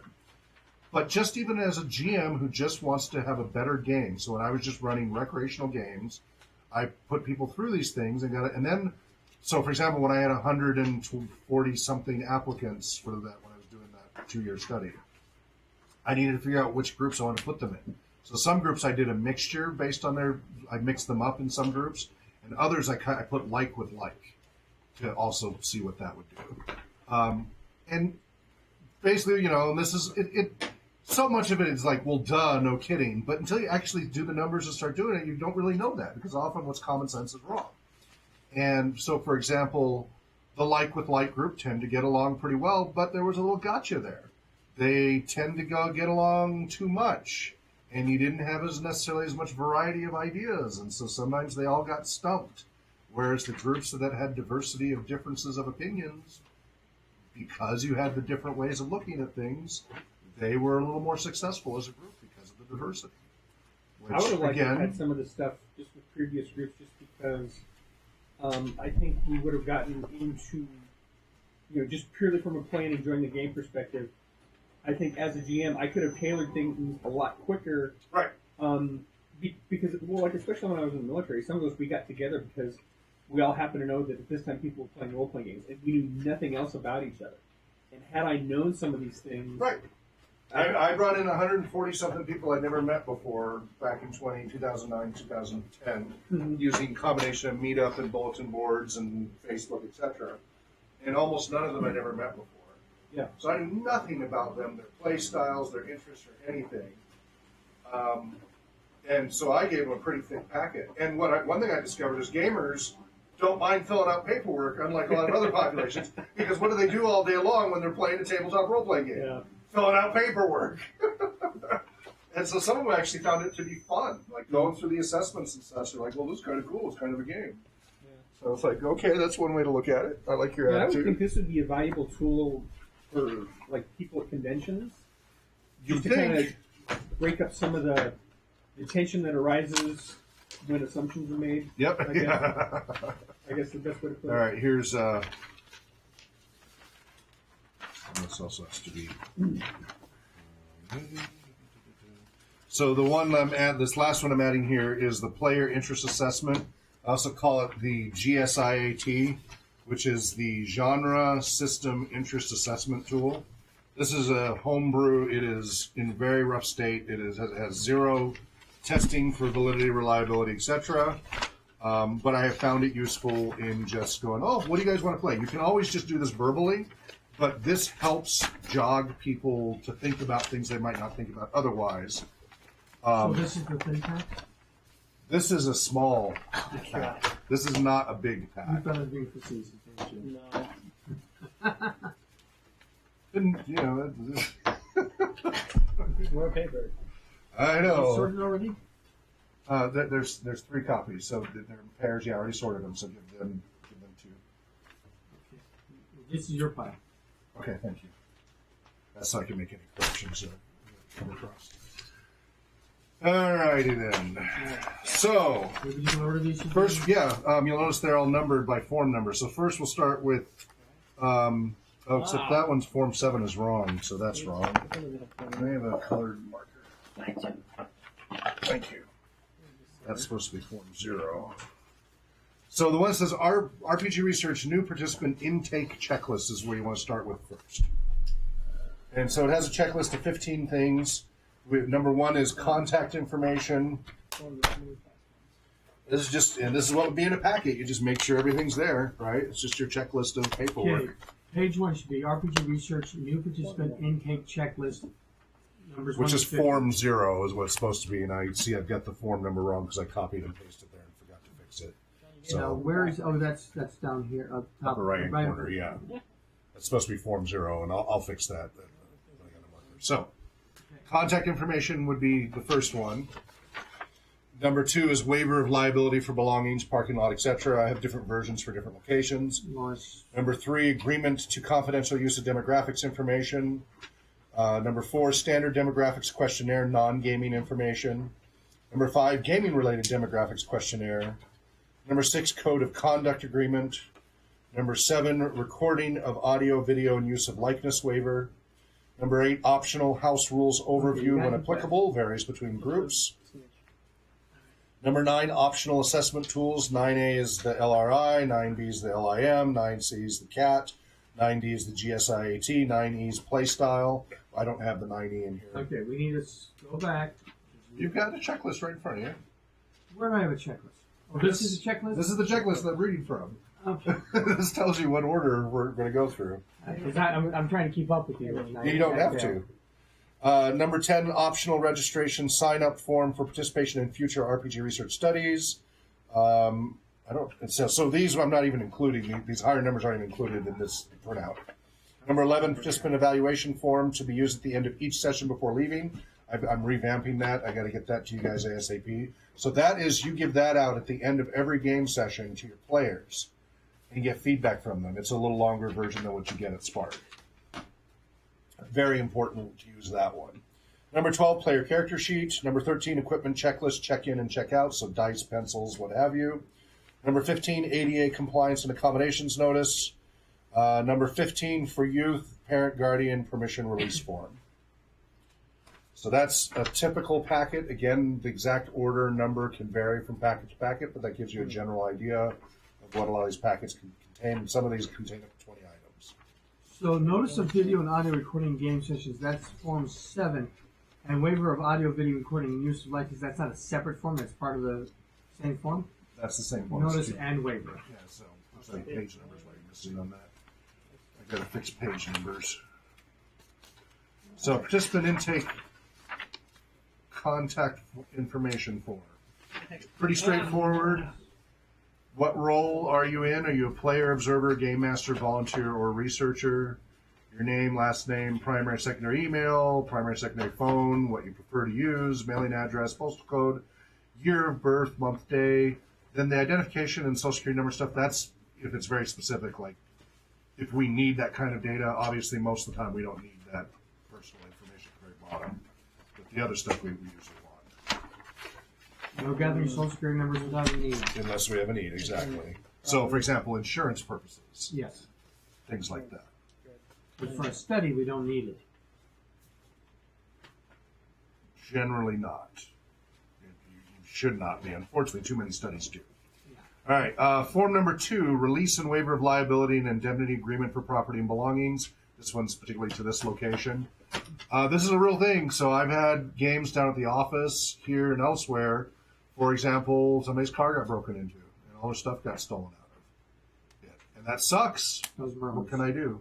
No, that was at the office. You weren't there for it. This was years ago. I thought I heard the story, though. Well, that was Drake's backpack he lifted on the front porch and stuff. That's different. But anyway, you, as a game master, whether you're doing this as for leisure or as a professional, want to have these waivers. Trust me, you want to have these. They can still go after you legally, but your odds, if it goes to court, where you've done a waiver and you've said, hey, pay attention to these things, your odds are better than if you didn't have a waiver. Because the first thing a court will ask, like, well, did you give them any waivers about, not being liable, or do they have? Would a reasonable person assume that you're looking out for their property? Yeah. What's funny? 3.6 million. We started at 3.2 million at the beginning of this session. We're now at $3.6 million for that Kickstarter. Oh my gosh! So I'm not surprised. Yeah, no kidding. $400,000. Yeah. Gee, what a shocker! Anyway, so release, indemnification, acceptance of risk, and make sure they sign. It's good to have. And really, the main reason is not so much to go to court as it just sets expectations. It lets people know, like, hey. And then they'll ask questions like, well, where can I park that I'm safer? Oh, well, park up closer to where the lights kick on or something like that. It gets people just asking questions that otherwise they might not think about. Agreement to confidential use of information. This is really important.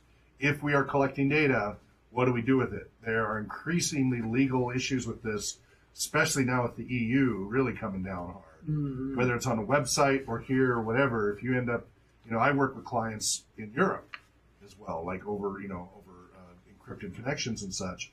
Oh my goodness, it's so much paperwork. It sometimes takes me 3 or 4 months just to go through all the paperwork before I can work with a client. Just back and forth with their doctors and their, oh my goodness, it's a pain in the rear. Anyway, it says that this is basically a privacy statement, etc.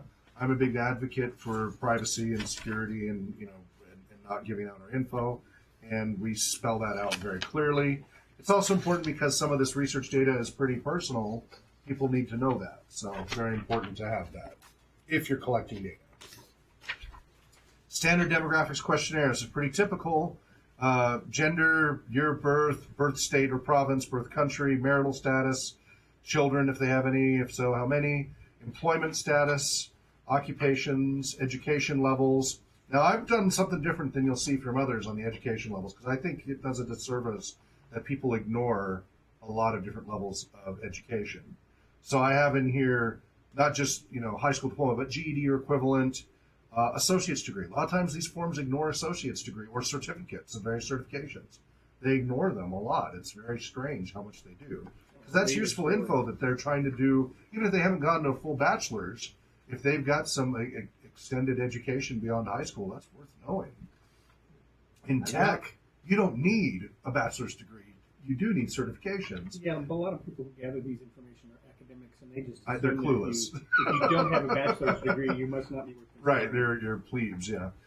Incomplete bachelor's, because a huge percentage of the U.S. population does not finish their bachelor's. A very large percentage does not finish them. I think it's 50% of people who start a bachelor's don't finish, something like that. It's a very high number. But it would be good to know. Now, some of them will list it as some college or something, but that doesn't tell me between associates versus bachelor's. That's why I do that. Same with the master's. A number of people start a master's. Now you're getting to very few people who actually go on to a master's after a bachelor's. And then you get to doctorate, and you have a lot of people who, like my brother's been trying to get his doctorate forever. He now has 2 masters because he has a U.S. master's and a European master's, but they didn't consider his U.S. master's good enough, so they gave him a European master's instead of his doctorate after spending like 6 years in Spain working on it. It kind of screwed him over, unfortunately. Well, there's a lot of snootiness going on there. It's also a lot of snooty, condescending stuff. So, and then postdoctoral, right? That's actually a thing. I was like, geez, a doctorate is enough. You have to go postdoctoral? Come on. And then if there's other things they want to list. I don't know what else, but I like to leave those in there. Gallifreyan. Residential status. Now, this one, because of the studies I've done about the cliches about gamers and my gamer floater theory hypothesis as well. So you'll notice there's rent, own, live with parent/guardian. Then we've got long-term care facility or short-term care facility or mobile, like RV. Because there's been a lot of people, I've increasing number of people who are choosing, if they have the income, like they go into retirement or something, they sell their house. They're not homeless. They live in an RV.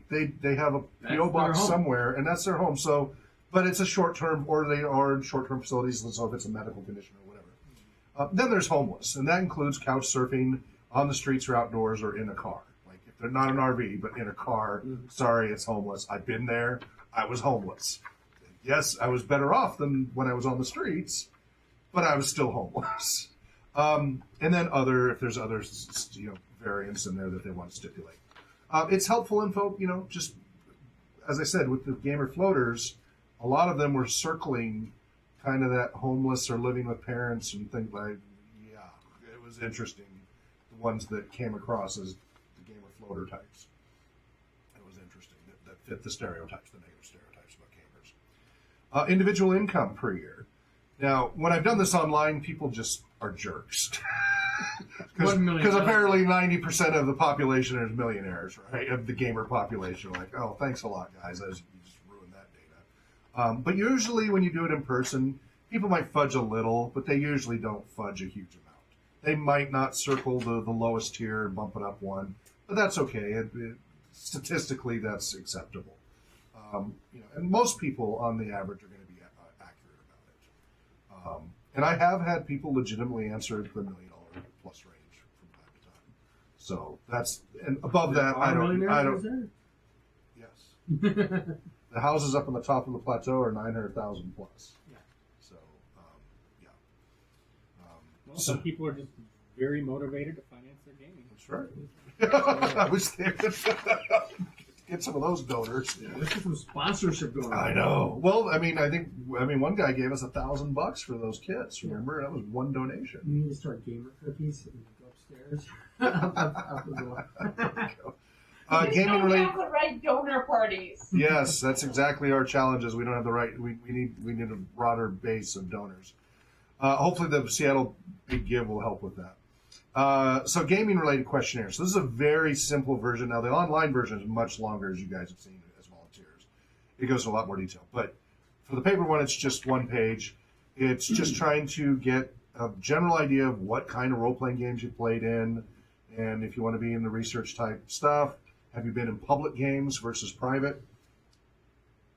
The majority said no to pugs and conventions when I've done these surveys. I completely believe that. Like 90%. I was lucky to get these people because they don't go to game stores. They don't normally go to pugs, but they were really interested in the research. Somebody gave them one of my flyers when I was putting out all these flyers all over town. And I was really lucky to get these people who don't go to these places. And it was something like 90%. Never have been to a convention, never do a pickup game, never go to public places to play. And that's why I'm pretty convinced that, again, I can't prove it, but 40 years of experience, and I know that's not good data, but it really, the whole gamer floater hypothesis thing, I really think that 90% of gamers we never see. We only see less than 10%. And then how often, do they go to these things, etc. So, it's some interesting data that came out from that, and it'd be nice to keep aggregating that data. Code of conduct. Now, we rarely ever have time to hand this out in our community programs. And it's our community programs that get most in a way. Although we've done okay for the most part. We've not had any big blow-ups. The worst usually that happens is a player ends up not coming back, which is unfortunate. But we haven't had anybody flip the table or anything like that yet. So You ain't flipping this table. yeah. You herniate yourself trying to flip this one. This is a bomb shelter, okay? With a wood drain. I looked far and wide to find just the right size table for here. So, I get the largest that I could fit in here that would work for this. And then was slightly scratched so that I got like half off. Saved a lot. Saved more than $1,000. I helped him bring this thing in. Yeah, I think I saved more than $1,000 just because I had a few little scratches on it. It's like, yeah, okay. So this Gamer's Code of Conduct, how are we doing on time? Let me jump through the others, and then we might come back to it. We'll come back with the remaining time. So notice a video and audio recording of game sessions. If you are doing any recording, taking any photos, streaming, make them fill this out. This is really, really important because it could be 10 years down the road, and if you use their likeness, you could be in trouble. And keep it on file. Don't ever throw these away because it could be floating around the internet and somebody could sue your pants off. And especially again, the EU and such, they're suing people for a lot of money, and the government gets the money, not the people who are represented. Mm-hmm. So hang on to these. Really, really right important. To be forgotten. And what's that? The EU's Oh yeah, right to forgotten. dump your data and everything. Yeah, that's. House rules, so we'll go over this shortly as well. Let's jump ahead to the player interest assessment one. So, what's that? I have a complaint on this one. Which one? On the Player interest? assessment.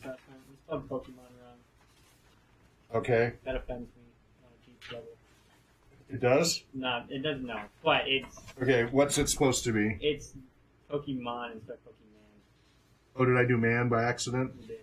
Okay, that was just an accidental typo. Yeah, then. I- I know better than that. Let's see, where is that? It's on the second page, about halfway down. I thought you were That going was to just complain. You left out the hyphen, On what? or not the hyphen, whatever the Oh, mark in the Pokemon. not asterisk, the accent of it. Oh yeah, it's supposed to be Pokemon. I know that. That's just a typo. Yeah, I figured. All right. Anything else? Let's go through it and point it out as we go. So it has your participant name. This form should help with some ideas about the genres and settings you might enjoy most. Enter the number that best fits in the column on the far right side of this page for each item. If not sure between items you like and dislike in the same row, list the highest score for the one or ones you like the most, and circle the ones you like the most in that row. So, for example, I was listing together Harry Potter, Game of Thrones, Chronicles of Narnia, Chronicles of Amber, Guardians of the Flame. Some people might hate Harry Potter and love Game of Thrones, or vice versa. So put your highest score on that and then circle the ones that you prefer, right? And that gives us an idea of which ones you prefer. So 1 is dislike, 2 is somewhat dislike, 3 is neutral, don't know, 4 is somewhat like, and 5 is like. And so basically when we're looking to find a match, we're going to look at all the 4s and 5s to try to see. And we also want to watch out for the 1s and 2s. So reading books, just asking if you like reading books or not. Graphic novels, comics, or manga. And again, if you like one of those 3 more than the others, then circle the ones you like the most. What score you like.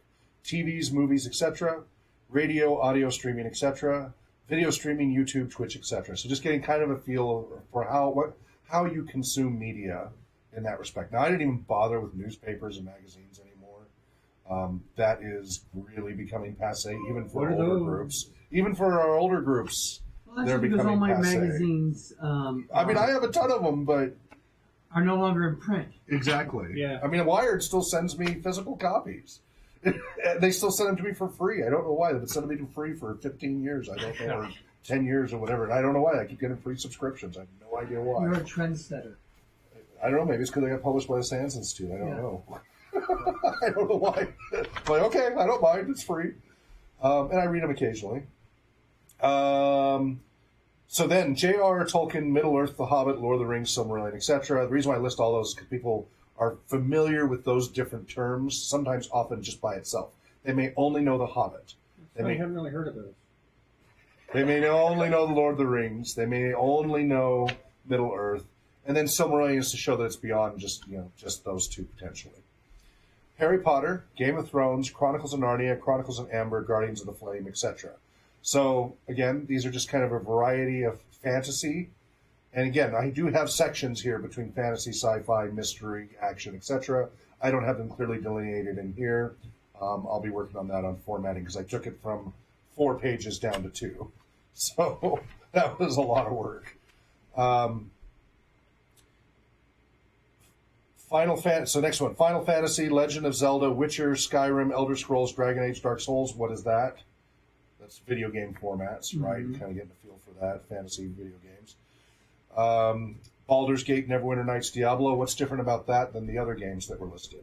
Those are old school video games. And not only that, what is it about the format? That computer's PC blew up. versus console. No, that has nothing to do with it. Skyrim's like a first-person deal, right? Right. All those others are third-person. So Final Fantasy is solo. Legend of Zelda is usually solo. Witcher is solo. Skyrim is solo. Elder Scrolls, I think some of those it can be multiplayer, but Dragon Age is solo. Dark Souls is solo. So those are mostly solo computer games. Some are online, some are offline. Baldur's Gate, Yeah, I Neverwinter was Nights. gonna say some of them are multiplayer. Yeah, some of them are, but most of them are not. And again, if it gets circled in a differentiator, it helps. But then Baldur's Gate, Neverwinter Nights, and Diablo were limited multiplayer. They were MRPG, not MORPG. They're not online role-playing games. They're not Morpegs. Baldur's Gate, you would play either alone or with your LAN friends. Neverwinter Nights, play alone or with your LAN friends, who might be over the internet, but it's still just a LAN party, basically. That's what those were, smaller network type. Diablo's kind of expanded now. But Yeah, well, Diablo grew and such, but it started. it's still basically the same thing. It's just easier to connect. Exactly. It's smaller groups rather than big groups. Yeah. Then you get to World of Warcraft, Guild Wars, Ultima Online. What are those? Morpegs. Yeah, they're full-blown Morpegs. Then we're getting into genres with Discworld, Xanth, Myth Adventure Series, Thor, Conan, Elric Stormbringer, Fafhrd and Grey Mouser, etc. What is it about those being lumped together? You may not even know some of these. I don't know most of them. Yeah, exactly. You wouldn't. I don't know how many John and Shane know here. I don't expect just- Danielle or Anna to know any of them. I mean, the first one seemed I a know little all bit of more. The first three Okay. seemed a little bit more tongue in cheek. The others seemed a little bit more serious. So Yeah, For the and record, that would be one of my favorite series. what's that? For the record, the Elric series is one of my favorite series. Awesome. It's a great role-playing game, too, by the way. There's a role-playing game in There's 3 or 4 of them, and I have 2 or 3 of them. It's a dark game, but it's fun. I really like it. Chaosium It's a makes a dark really good figure version. the content. I mean, it's got to be a little Yeah. dark. What's that, Anna? It's a dark book series. It Exactly. ends at the end of the world. Yeah. Oh, it's a lot of fun to roleplay in though. Again, you don't want to do it with a group that's not up for it, but it's a lot of fun. It's definitely not heroic only play. It is the Nothing would anti-hero. It is the anti-hero. So I'm so pleased that you know Elric and Stormbringer, Anna. I'm so glad to hear that. She had good parents. Can I hear them one more time? Discworld, Xanth, Myth Adventures, Thor, Conan, Elric / Stormbringer, Fafford, and Grey Mouser. I know 3 of them. Okay, Conan, sure.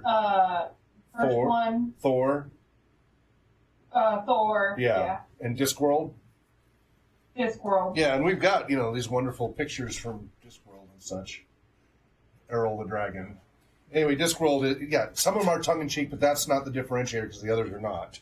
These are generally older cohort, so if I see people who score high on these, then, if, like, you would probably put neutral or don't know, right? 3.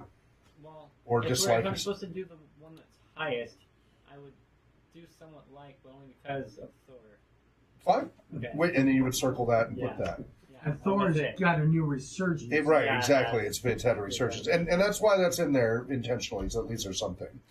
But those are older series. Some are difficult to find in print, like Xanth and such, especially because he said he's gotten in trouble, Yeah. apparently. Here's Anthony. There's Anthony's only in trouble because he's a Misogynist. misogynist. Thank you. That's the word. He had a lot of... at least that's what, people are saying anyway. Whatever. We don't need to go down that road. So... then we have Mistborn, Sword of Truth, Wheel of Time, Shannara series, Inheritance Cycle, etc. What is it about those that might have some similarities and some differences? I have heard of none of them. Really? They're all really like mega multi-book spanning. And they're all pretty much 90s on to more recent. Yeah, The yeah. others go back to like the 60s, 50s and 60s. I know 60s. Sword of Truth, Wheel of Time, and Shannara, Inheritance, and Mistborn. I might know, but I Yeah, can't. those are books my boys have been reading. What's Like what's Sword of Eberron Truth? the Dragon and stuff. They made movies Oh, that about. was everyone's in okay. I mean, Aragon. Aragon is the Inheritance yeah, Cycle, yes, so I know that exactly. one. Mistborn, I may or may not know. I can't remember. That's Great book's crappy movie. Mistborn's a movie. No, Aragon. Oh, Aragon, yeah. Mistborn is he took over for Wheel of Time. Brandon Sanderson. That's Okay. his. He has many series, but that's one of his more well-known series. Again, I only know him because of my sons. I didn't get it. I didn't read them, but I'm just trying to. Again, these can kind of tell you a little bit of cohort interest here. But then, like with Anna, who would be an anomaly for her cohort, knowing some of these older ones would go, oh, okay, I can throw some of this stuff in and she's going to get it. Cool, all right. And maybe we'll want to play different games than her other cohorts might because of that interest. This is a good way to get rid of some of the generational stereotypes, right, and figure out for the individual. Thieves' World, Dragonlance, Greyhawk Adventures, Erebor, Drizzt Dark Elf series, etc. I didn't list the authors instead I listed the content because a lot of times people can't remember authors' names. What is it about those? Or they already have. I don't know. Do they already have role-playing games? Because I know that Thieves World and Greyhawk. They all have role-playing games, yes. Well, I was going to say that with the exception of Thieves World, they're almost all very like, Dungeons and Dragons. It's They're that all type late of- 70s, all through the 80s, and into the early 90s. They may Okay, have done more so- since then. And they're closely linked to role-playing gaming.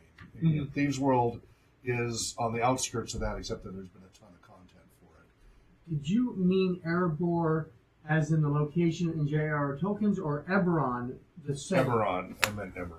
Thank you. That was my Tolkien bleed.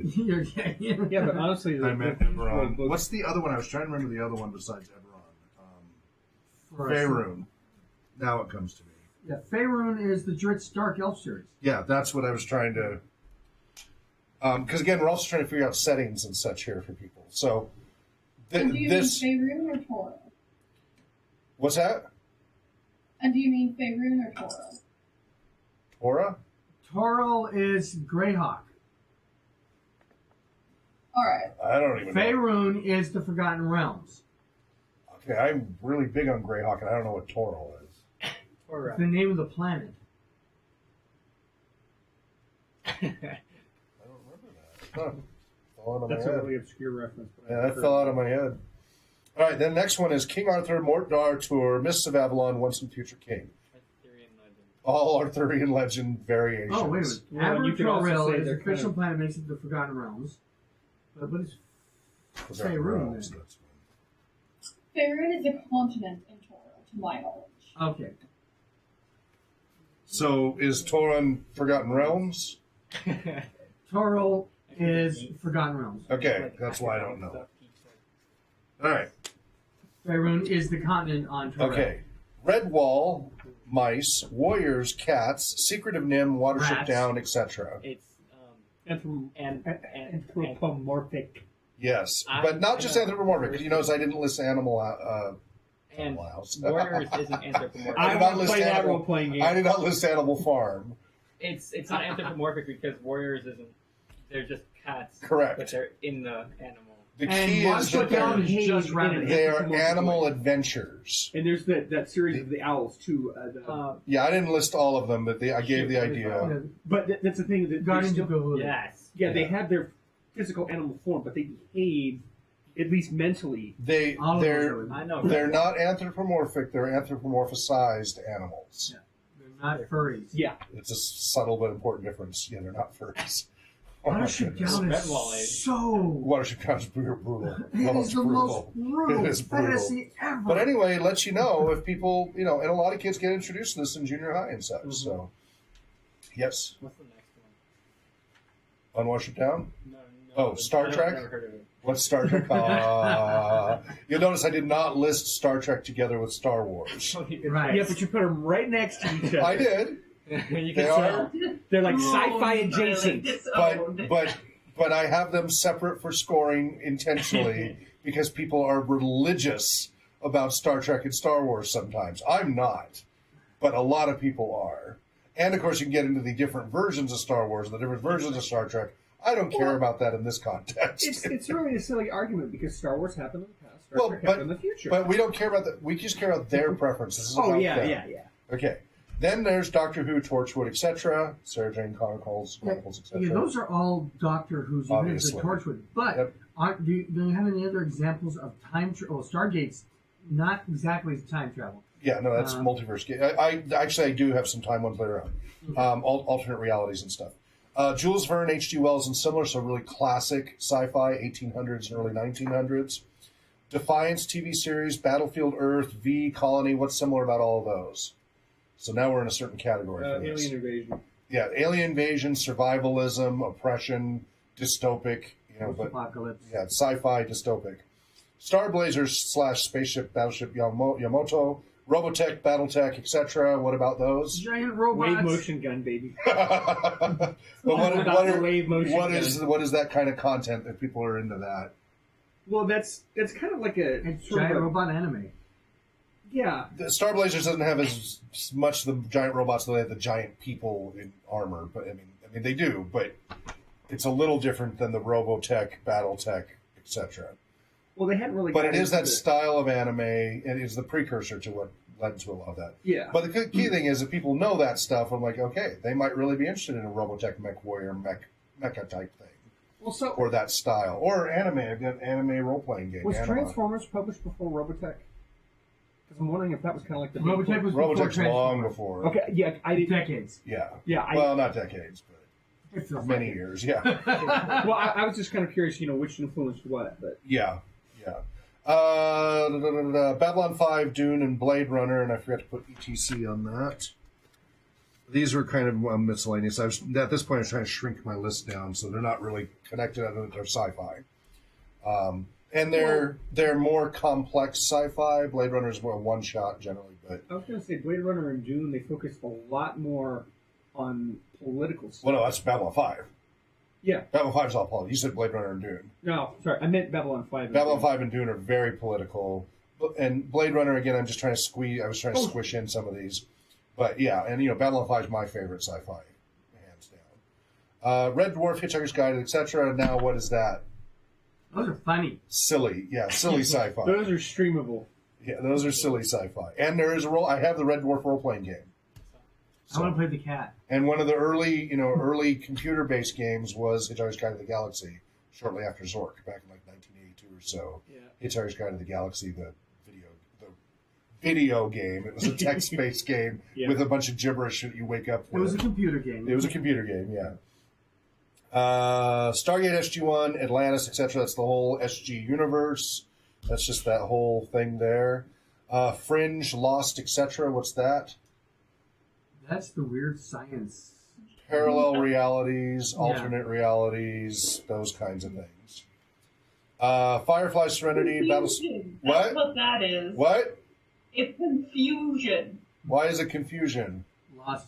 Lost? I haven't actually watched Lost, so I've watched snippets. I'm got- aware of it. But. Watch the first 3 seasons and then stop. You're not missing anything. Yeah, well, everybody says they're disappointed about the ending, apparently.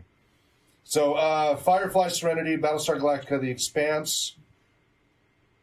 What do these tell me if people like these? Well, it's kind Depends of, on which version of Battlestar Galactica, of course. But. you're kind of in an underdog situation. Yes, it's also at least the newer version of Battlestar Galactica, Firefly Serenity, and Expanse. They tend to be more realistic space. They're grittier. Now, Firefly Serenity's got the Western thing going for it. Well, BSG has got the the space opera travel thing going on. The Expanse is the grittiest of them all. I'm so sad it's Green Ronin because of their licensing restrictions. And it is the most scientifically accurate of all the science does fiction. Starship Troopers have an RPG? I don't know. Look it up. I would not be surprised, but no, I haven't seen The one. Twilight Zone, The Outer Limits, Amazing Stories. What's significant about those? Weird stories. Yeah. Stories. They're all kinds of different stuff, which you could have a lot of fun with that. Oh yeah, that would be Just really stories. cool, actually. What's that? This story's mine. Oh, thank you. Amazing stories. It's fun to Classic horror of the 1900 and 1960s. Wolfman, Dracula, Mummy, etc. So, campy stuff, yep. H.P. Lovecraft, which is its own subset, kind of. Mm-hmm. Supernatural, X-Files, Dresden Files, etc. The first one kind of tells you what that whole category is about. Badly written role-playing game? Supernatural. It's just all supernatural topics. There is no X-Files role-playing game, by the way. And Dresden Files, the problem is all the artwork behind it. And the supernatural role-playing game is the Margaret Weis Cortex system. Yeah. But there is no X-Files role-playing game. There was no Dune role-playing game now, and officially now it sounds like there's one in the works, which I'm excited to see how that turns out, if it does. Vampire Diaries, Twilight series, True Blood, Blade, etc. Vampire the Masquerade made into movies. I was going to say that category is everything except for Blade. They should not have been made. Teeny I was bopper, just going to say romantic vampires. yeah, teeny bopper vampire stuff. I wouldn't say that Blade True was Blood teeny is actually The bopper. Blade's not. I know. I mixed it up a little, but I had to put it somewhere. Walking Dead, Z Nation, etc. Zombies and survivalism. Or Spokane. Yeah. Buffy the Vampire Slayer, Santa Clarita Diet. It's related. It's related to the above, but how is it different? It's comedy based. It's more humorous, right? It's a humorous version of the zombie survival game. I don't know Santa Clarita Setting. Diet. Oh, it has the guy from You're Deadwood, the thinking sheriff from Deadwood, Isn't Drew Barrymore the and mother? Drew Barrymore's the mother. She's like a. And she gets infected and turns into a zombie, but they're they're in the suburbs. They're realtors. No, it's realtors. No, it's realtors. Anyway, it's funny. It's actually quite funny. It's a silly, stupid show, but it's pretty Yeah, it's a modern day zombie in the modern world trying to control, kind of like iZombie, where she's trying to control her zombiness, but she's similar. Grim, Charmed, Once Upon a Time, Ghost Whisper, etc. Creepy stuff. Yeah, it's more of the supernatural, but in a different style. It kind of focuses on like Got the fairy tales and ghost stories. And witchcraft and yep, exactly. Also, Modern. maybe more as far as I can tell, statistically more of a female targeted audience there in general. Yeah. So, what was that, Anna? It's like the dark folklore brought into the modern. Yep. Yeah, but Charmed wasn't necessarily so dark. It was kind of more, and I don't mean to be insulting when I say this. I say this actually positive. I think it was kind of one of the first really kind of. I liked the old one. I haven't positive- watched the new one. Well, I haven't watched the seen new it one yet. either, but it was kind of a feminist empowerment. Sure. Yep. Kind of like. Well, and I think it kind of helped started getting girls. Well, I into think it gaming came because from of the the Three Witches of Eastwick with Jack Nicholson and Cher and all the others. I think that's what triggered it. great movie. Yeah. God, that was so. I think it triggered that, and it's Yeah. the Three Witches and all of that. Mhm. So it's kind of with a modern twist. Stranger Things, obviously, we're waiting for the 1980s. They're shipping that in April. I feel the bad that I role-playing haven't watched game for yet. that. I've been And the meaning game to. for it. Yeah. Yeah, It's Dungeons and Dragons. I'm not written as by- excited about it as everybody else has been. It's okay. I enjoy it well enough, but everybody's like making a big deal about it. I'm like, it's okay. Well, I think it's probably because we lived it, so it's just not as interesting. What was that, Riley? I don't remember. Okay. Scooby-Doo, Hardy Boys, Nancy Drew, etc. Detective. Spooky mystery. Teenage I stuff. kinda They would have gotten away with it if it wasn't for those Darn kids. kids, yeah. Stupid Meddling- dog! So Meddling it's kids. it Meddling is kids. stuff that often might seem supernatural or something, but isn't really. There always ends up being a non-supernatural explanation, almost always. Of course, now the new Almost cartoons have like always. actual The monsters. Batman Yeah, every now and radio then. series Like they were was on that- basically Batman. Yeah, Higher but Power it's basic gumshoe, young teen gumshoe stuff, which has some appeal. That would actually be a really cool role playing game. Yeah, I agree. That would be. We can do it with Burp. We can totally do it with Burp. Yeah. BRP. Totally doable. Because you take Cthulhu and shave off the really bad stuff. Well, the gumshoe Cthulhu could be done. Yeah. It's just a lighter system than I care for. It's a little too light for my taste. I have to head out. Sorry. Okay. Thanks a lot, Anna. Be well. Doing well. Catch you later. Sherlock Holmes. This is the classic. I should probably put classic. Classic Sherlock Holmes. It is your classic mystery solver sleuth thing. So why didn't you And group that with then- Agatha Christie? I'm just curious. What's that? Why didn't you group that with Agatha? Well, I'm looking at it going, I don't know why I didn't. Maybe it's because because the style. well, actually, because Sherlock Holmes, they did a great masterpiece theater in the '80s, Yes. mystery theater with Sherlock Holmes. That was very good. but Agatha Christie I'm gonna and put those Sherlock Holmes together. are very different. They are very different stories. styles.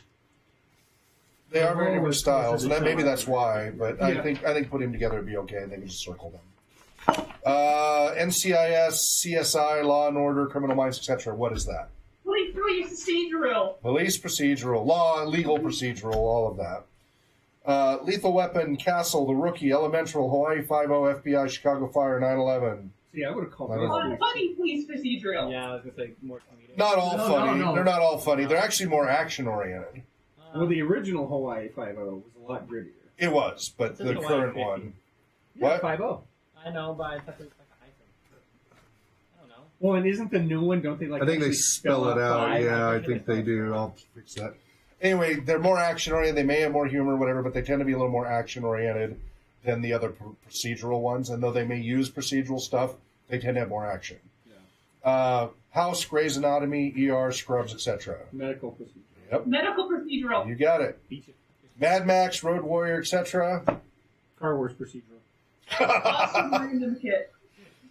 So you're in a section here between that and then the next couple. Survivor, The Amazing Race, Big Brother, The Mole, Shipwrecked. I had to do some research to find some of those because I watched none of these. That's like a paranoia. That's reality television is what those are. Well, it's reality, but what's the key term? And it's the beginning of that second line.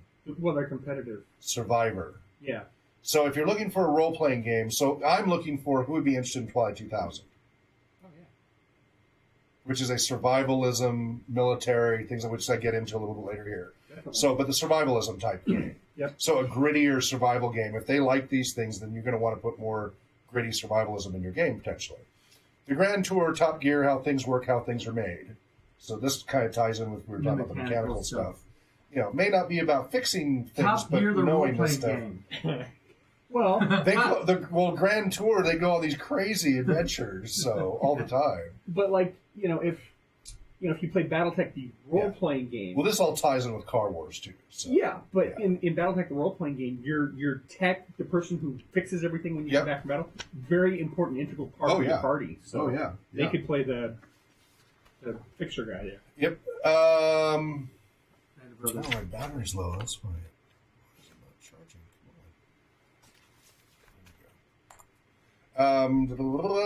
Band of Brothers, Black Hawk Down, Platoon, Full Metal Jacket, Apocalypse Now. Military. Classic military survival games. Halo, Battlefield, Call of Duty, Mass Effect. What are those? Science fiction combat games. Not science fiction so much as Futuristic. not so much that. Just video Military video games. They're military oriented. They may be some in the future, some current, some more sci-fi, but they're all military action games. Right. So you want somebody who wants a lot of combat. They want to blow things up a lot and want a military structure and missions and things like that. That's going to be a good giveaway if they prefer that. Tombstone, Maverick, Gunsmoke, True Grit, Deadwood, Longmire, Red Dead Redemption. Western. Blue Hill, Westerns. baby. Tomb Raider, Indiana Jones, etc. Exploration again. and finding artifacts. Yeah. What was that, Rating. Danielle? I said my childhood again. But yeah, archaeological exploration adventures. I saw an interesting History question on adventures, Twitter. People were asking about, are traps just a waste of resources in the game, or are they integral? And a lot of people brought up, Tomb Raider and Indiana Jones, National Treasure. Those movies were all about how they solved the trap. Right. Yeah. And so, Because you have the puzzle solvers who love figuring those things out. Mission Impossible. Really loud. Sorry, Mission Impossible, James Bond, Jack Ryan, Jason Bourne, etc. Super spies. Yeah, espionage action. May or may not have action, but espionage and action. Jurassic Park, Land of the Top Lost, secret etc. Yes, exactly. Dinosaur. dinosaurs. Dinosaurs. They never went away. Oh, they're back. I when I lived in Utah, I have a lot of cousins who live in Vernal, Utah, which is a big dinosaur museum area. Because they have a huge, they're excavating huge dinosaurs all the time. Their bones, not living ones, obviously. Peaky or Pinky Blinders? Peaky. It's a Irish British gangsters 1920s.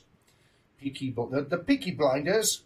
The Sopranos, The Godfather, Goodfellas, The Untouchables, Peaky Blinders. What is the overall theme? Mafia, crime. Yeah, organized crime, gangsters, etc. Red Dawn, toy soldiers, etc. I had to do a little searching to find anything beyond just the first one. Yeah, I don't know. Amazing tiny toys moving real. No! No, Red Dawn was an invasion by Russia. And toy soldiers is not actual toys. Why not? Wait, isn't that the one with them being tiny and on a shelf? With all the alive toys? You're talking about Toy Story.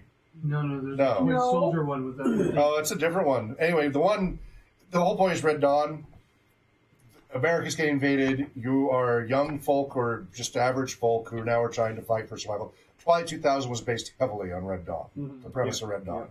And so these are references to that.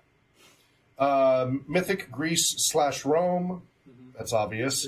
Mythic Norse / Viking. Mythic India, Mythic East Asia, China, Korea, Japan, Mythic Africa, Mythic South America, etc. Mythic anything other than the Caucasian. But again, you're trying to trigger people to think about these things too, so you got to list them.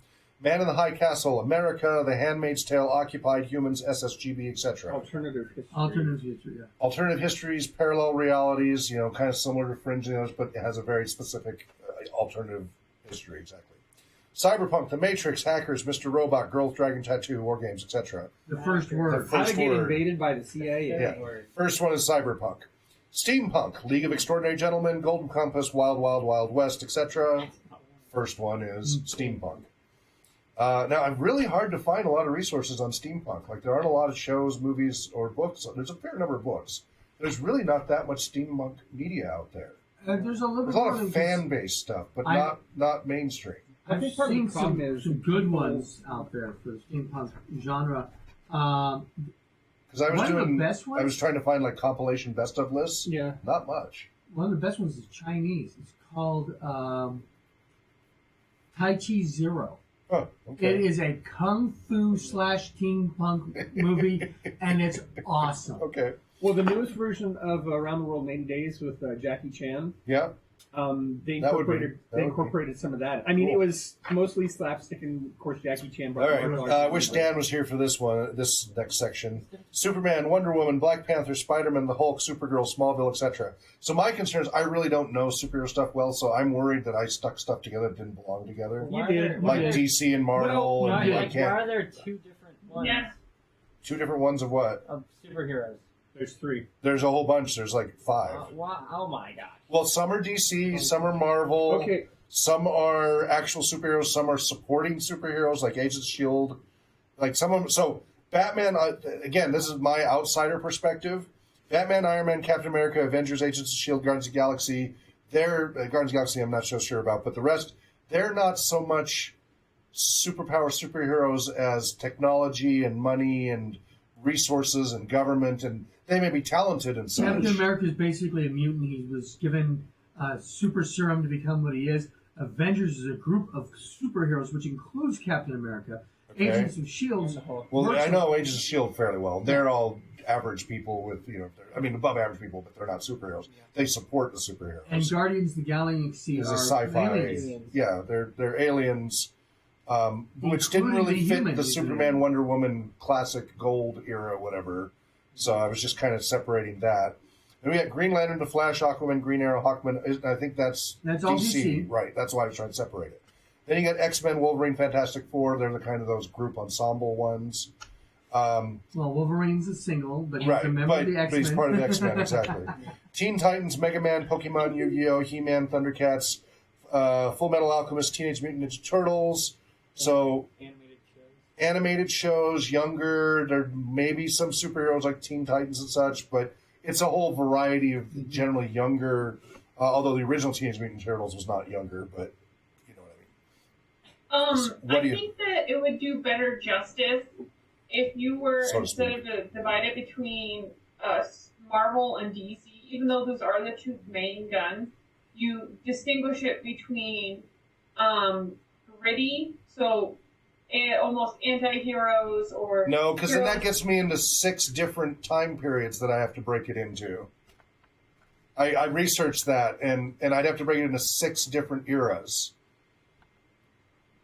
Yeah, because each, And in addition to these. every person goes through a dark era. Like, Right. there was Well, that's what I say. World That's the War I. that's why I didn't get into the eras. Well, I I think a better avoided the thing maybe eras. if you have one grouping, Legion of Superheroes, or people who like the big group things, Right. and then some of the Well, that's what I people was who are trying to do. more lone wolf ones, like Yeah. Wolverine. Dan could probably tighten that a little bit up. That's why I wish he was here You for could do that. that. But he's a bit of purist, so I'll veto some of what he says, but I would value his input. Oh yeah. I do think the Marvel and DC has to be separate because I've heard so many times how religious people get about Marvel versus DC that I Well, think I need to list that there are separately. some different- Well, you I'm have actively some trying overlap. to. In Which ones did I style. lump together? I Well, tried not to. Black Panther is Marvel. Superman, Wonder Woman is DC. Spider-Man, Oh, there's the DC. Hulk Oh, is geez. Marvel. Supergirl is DC. And Smallville is a DC of Superman. Clark Kent is See, and I And then I just don't know this whole superhero thing. So, All right. It's not my forte. We'll fix it later. Yeah. Well, we still tolerate you. What?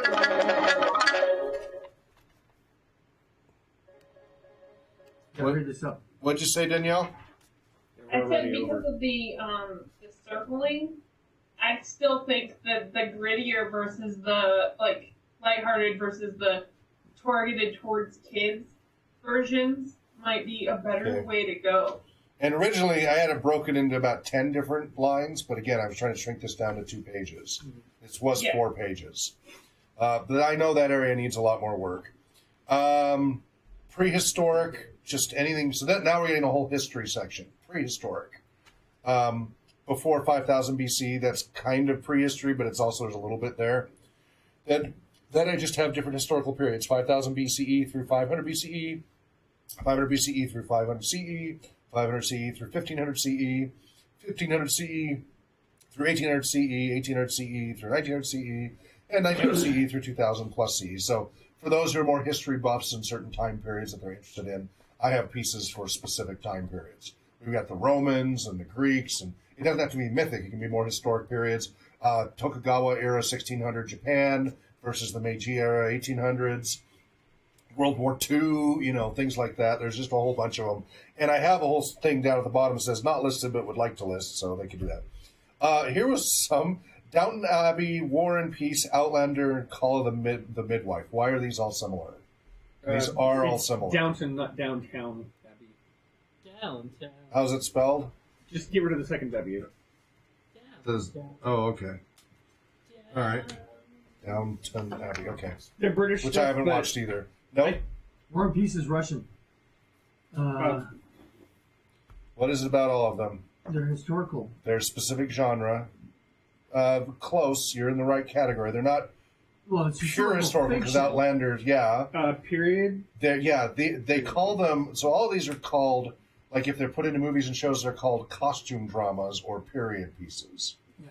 So Outlander's a time travel one, but she's stuck in Scotland or whatever. But yeah, they're all period pieces because some people are really into those periods. So that's what that's for. My mother is a big fan of Outlander, even though I haven't seen it at all. Yep. And she doesn't care about science fiction Right. at all. It's actually, it's a very good. They did really good with the history. Part of it is that they had really good source material with the books, Good. but they're really good about up until this last season, like costuming and everything. They're doing the whole package history thing with that. They did a really good job, I thought. Good. All right, we're running way over here. Robin Hood, Three Musketeers, etc. Swashbuckling adventures. Swashbuckling, And exactly. Musketeers with an E, not an Thank you. No, that's part of why we're going through this. No. Shogun, Taipan, Seven Samurai. Oriental. Well, specifically kind of East Asian. The Oriental goes all the way to the Middle East and stuff. And these are very specifically war-oriented, too, aren't they? Not necessarily. Not necessarily. That's actually more... Taipan was more about commerce. Well, Shogun and the Seven Samurai were... Seven Samurai was the small group of guys against the bandits. It wasn't war. It was against bandits, protecting the village against bandits. Taipan was all about was the establishment of Hong Kong, the creation of Hong Kong. Shogun was about the Tokugawa era, Toranaga. Yeah. Tokugawa, the creation of the Tokugawa era. But they're all Far East Asia. Right.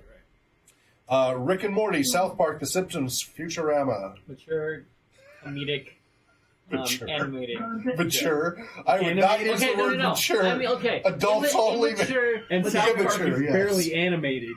Immature things for mature audiences, And okay? South Park is 2 words, not 1. Oh, is it? And I know all of these because 90% of what I watch on TV. Hey guys, my device You forgot is about Ren and to Stimpy. Okay. All right. Thanks, Danielle. Bye. Catch you later. You do not list Ren and Stimpy and Beavis and Butthead, and I'm very upset because none of these would have happened without those shows. But Riley, do you know Beavis and That is Butthead? completely I know, inaccurate. Simpsons is You know much older of it than Ren and vaguely? Stimpy. Yes, I know of it. Yeah. No, it's not. Shane? Simpsons came out after Ren and Stimpy. So he's vaguely aware of Beavis and Butthead. But I'm I saying know. from a provenance Yeah. perspective, You want Beavis and Butthead in there? Beavis and Butthead and Ren and Stimpy spawned all these you only other have one of horrible them. cartoons. But all of these, what is it about these that Beavis and Butthead doesn't have necessarily? Intelligence. Well, no, not that. Morality? These are progressive high storyline. action. Like Simpsons is a bit questionable, but South Park, Rick and Morty, they have all these like whole things going crazy. So again, we're thinking in role-playing concept here. Yeah. That these could be a lot of action if you wanted to have a lot of action to them.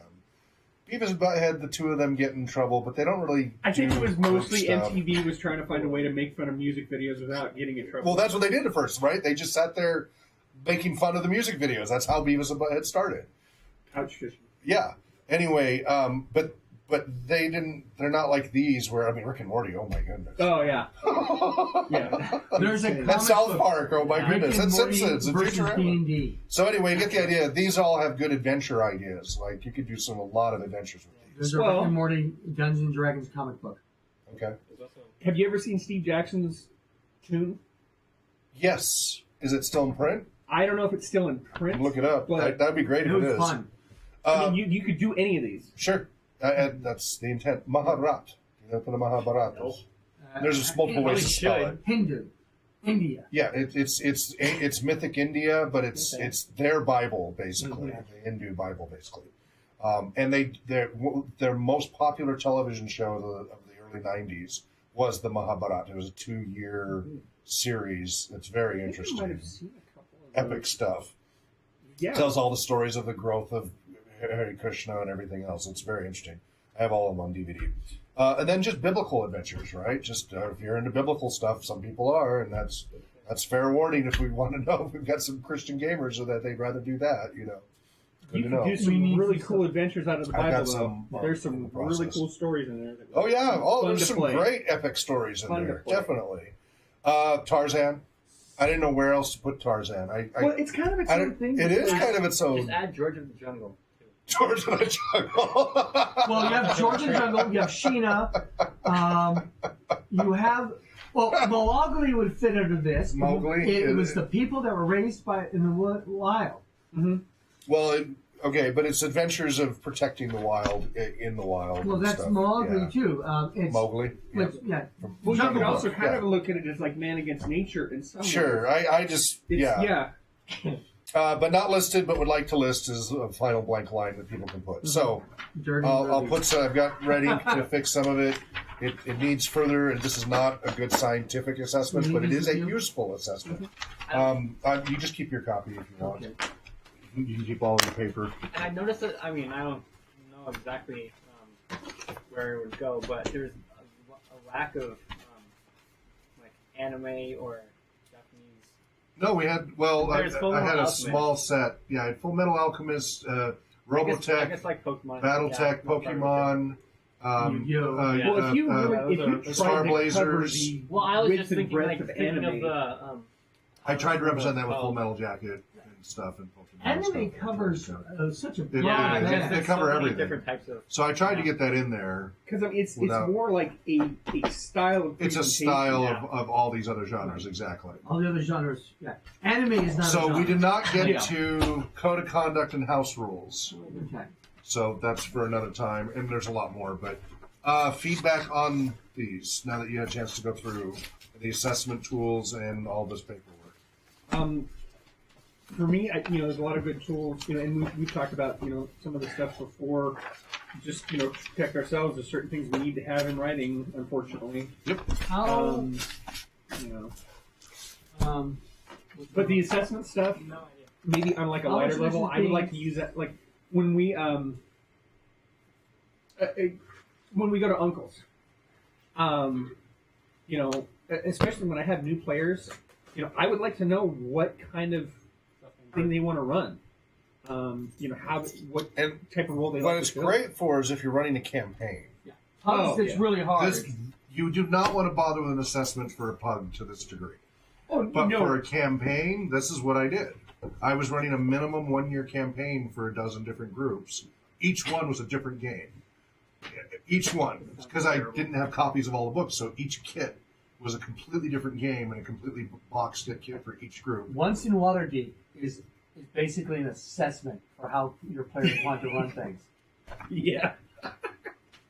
No, I think it's really fun too. It's different. Yeah, but they're great tools. But remember, they do cost money. I mean, it's not a lot. It adds up. As I said, each of those is about, for a pack of 25, they're between $17 to $22. So Well, I a little was less just than a thinking dollar. a much like taking this into a much more distilled version. Yeah, but then you lose all the validity and reliability. Oh no! I'm just for like Just a few sample Riley, questions. did you have of something you want to say? What Okay. what kind of stuff people like to play? The first time I meet them. Sure. Yeah. Well, and like that genre system interest one, that needs a lot more work, but at least it's something. We're working on those two. All right. Well, thank you, and thank you for joining us. We may be well. Happy gaming. Namaste. Thanks for playing. Bye. Vox machine.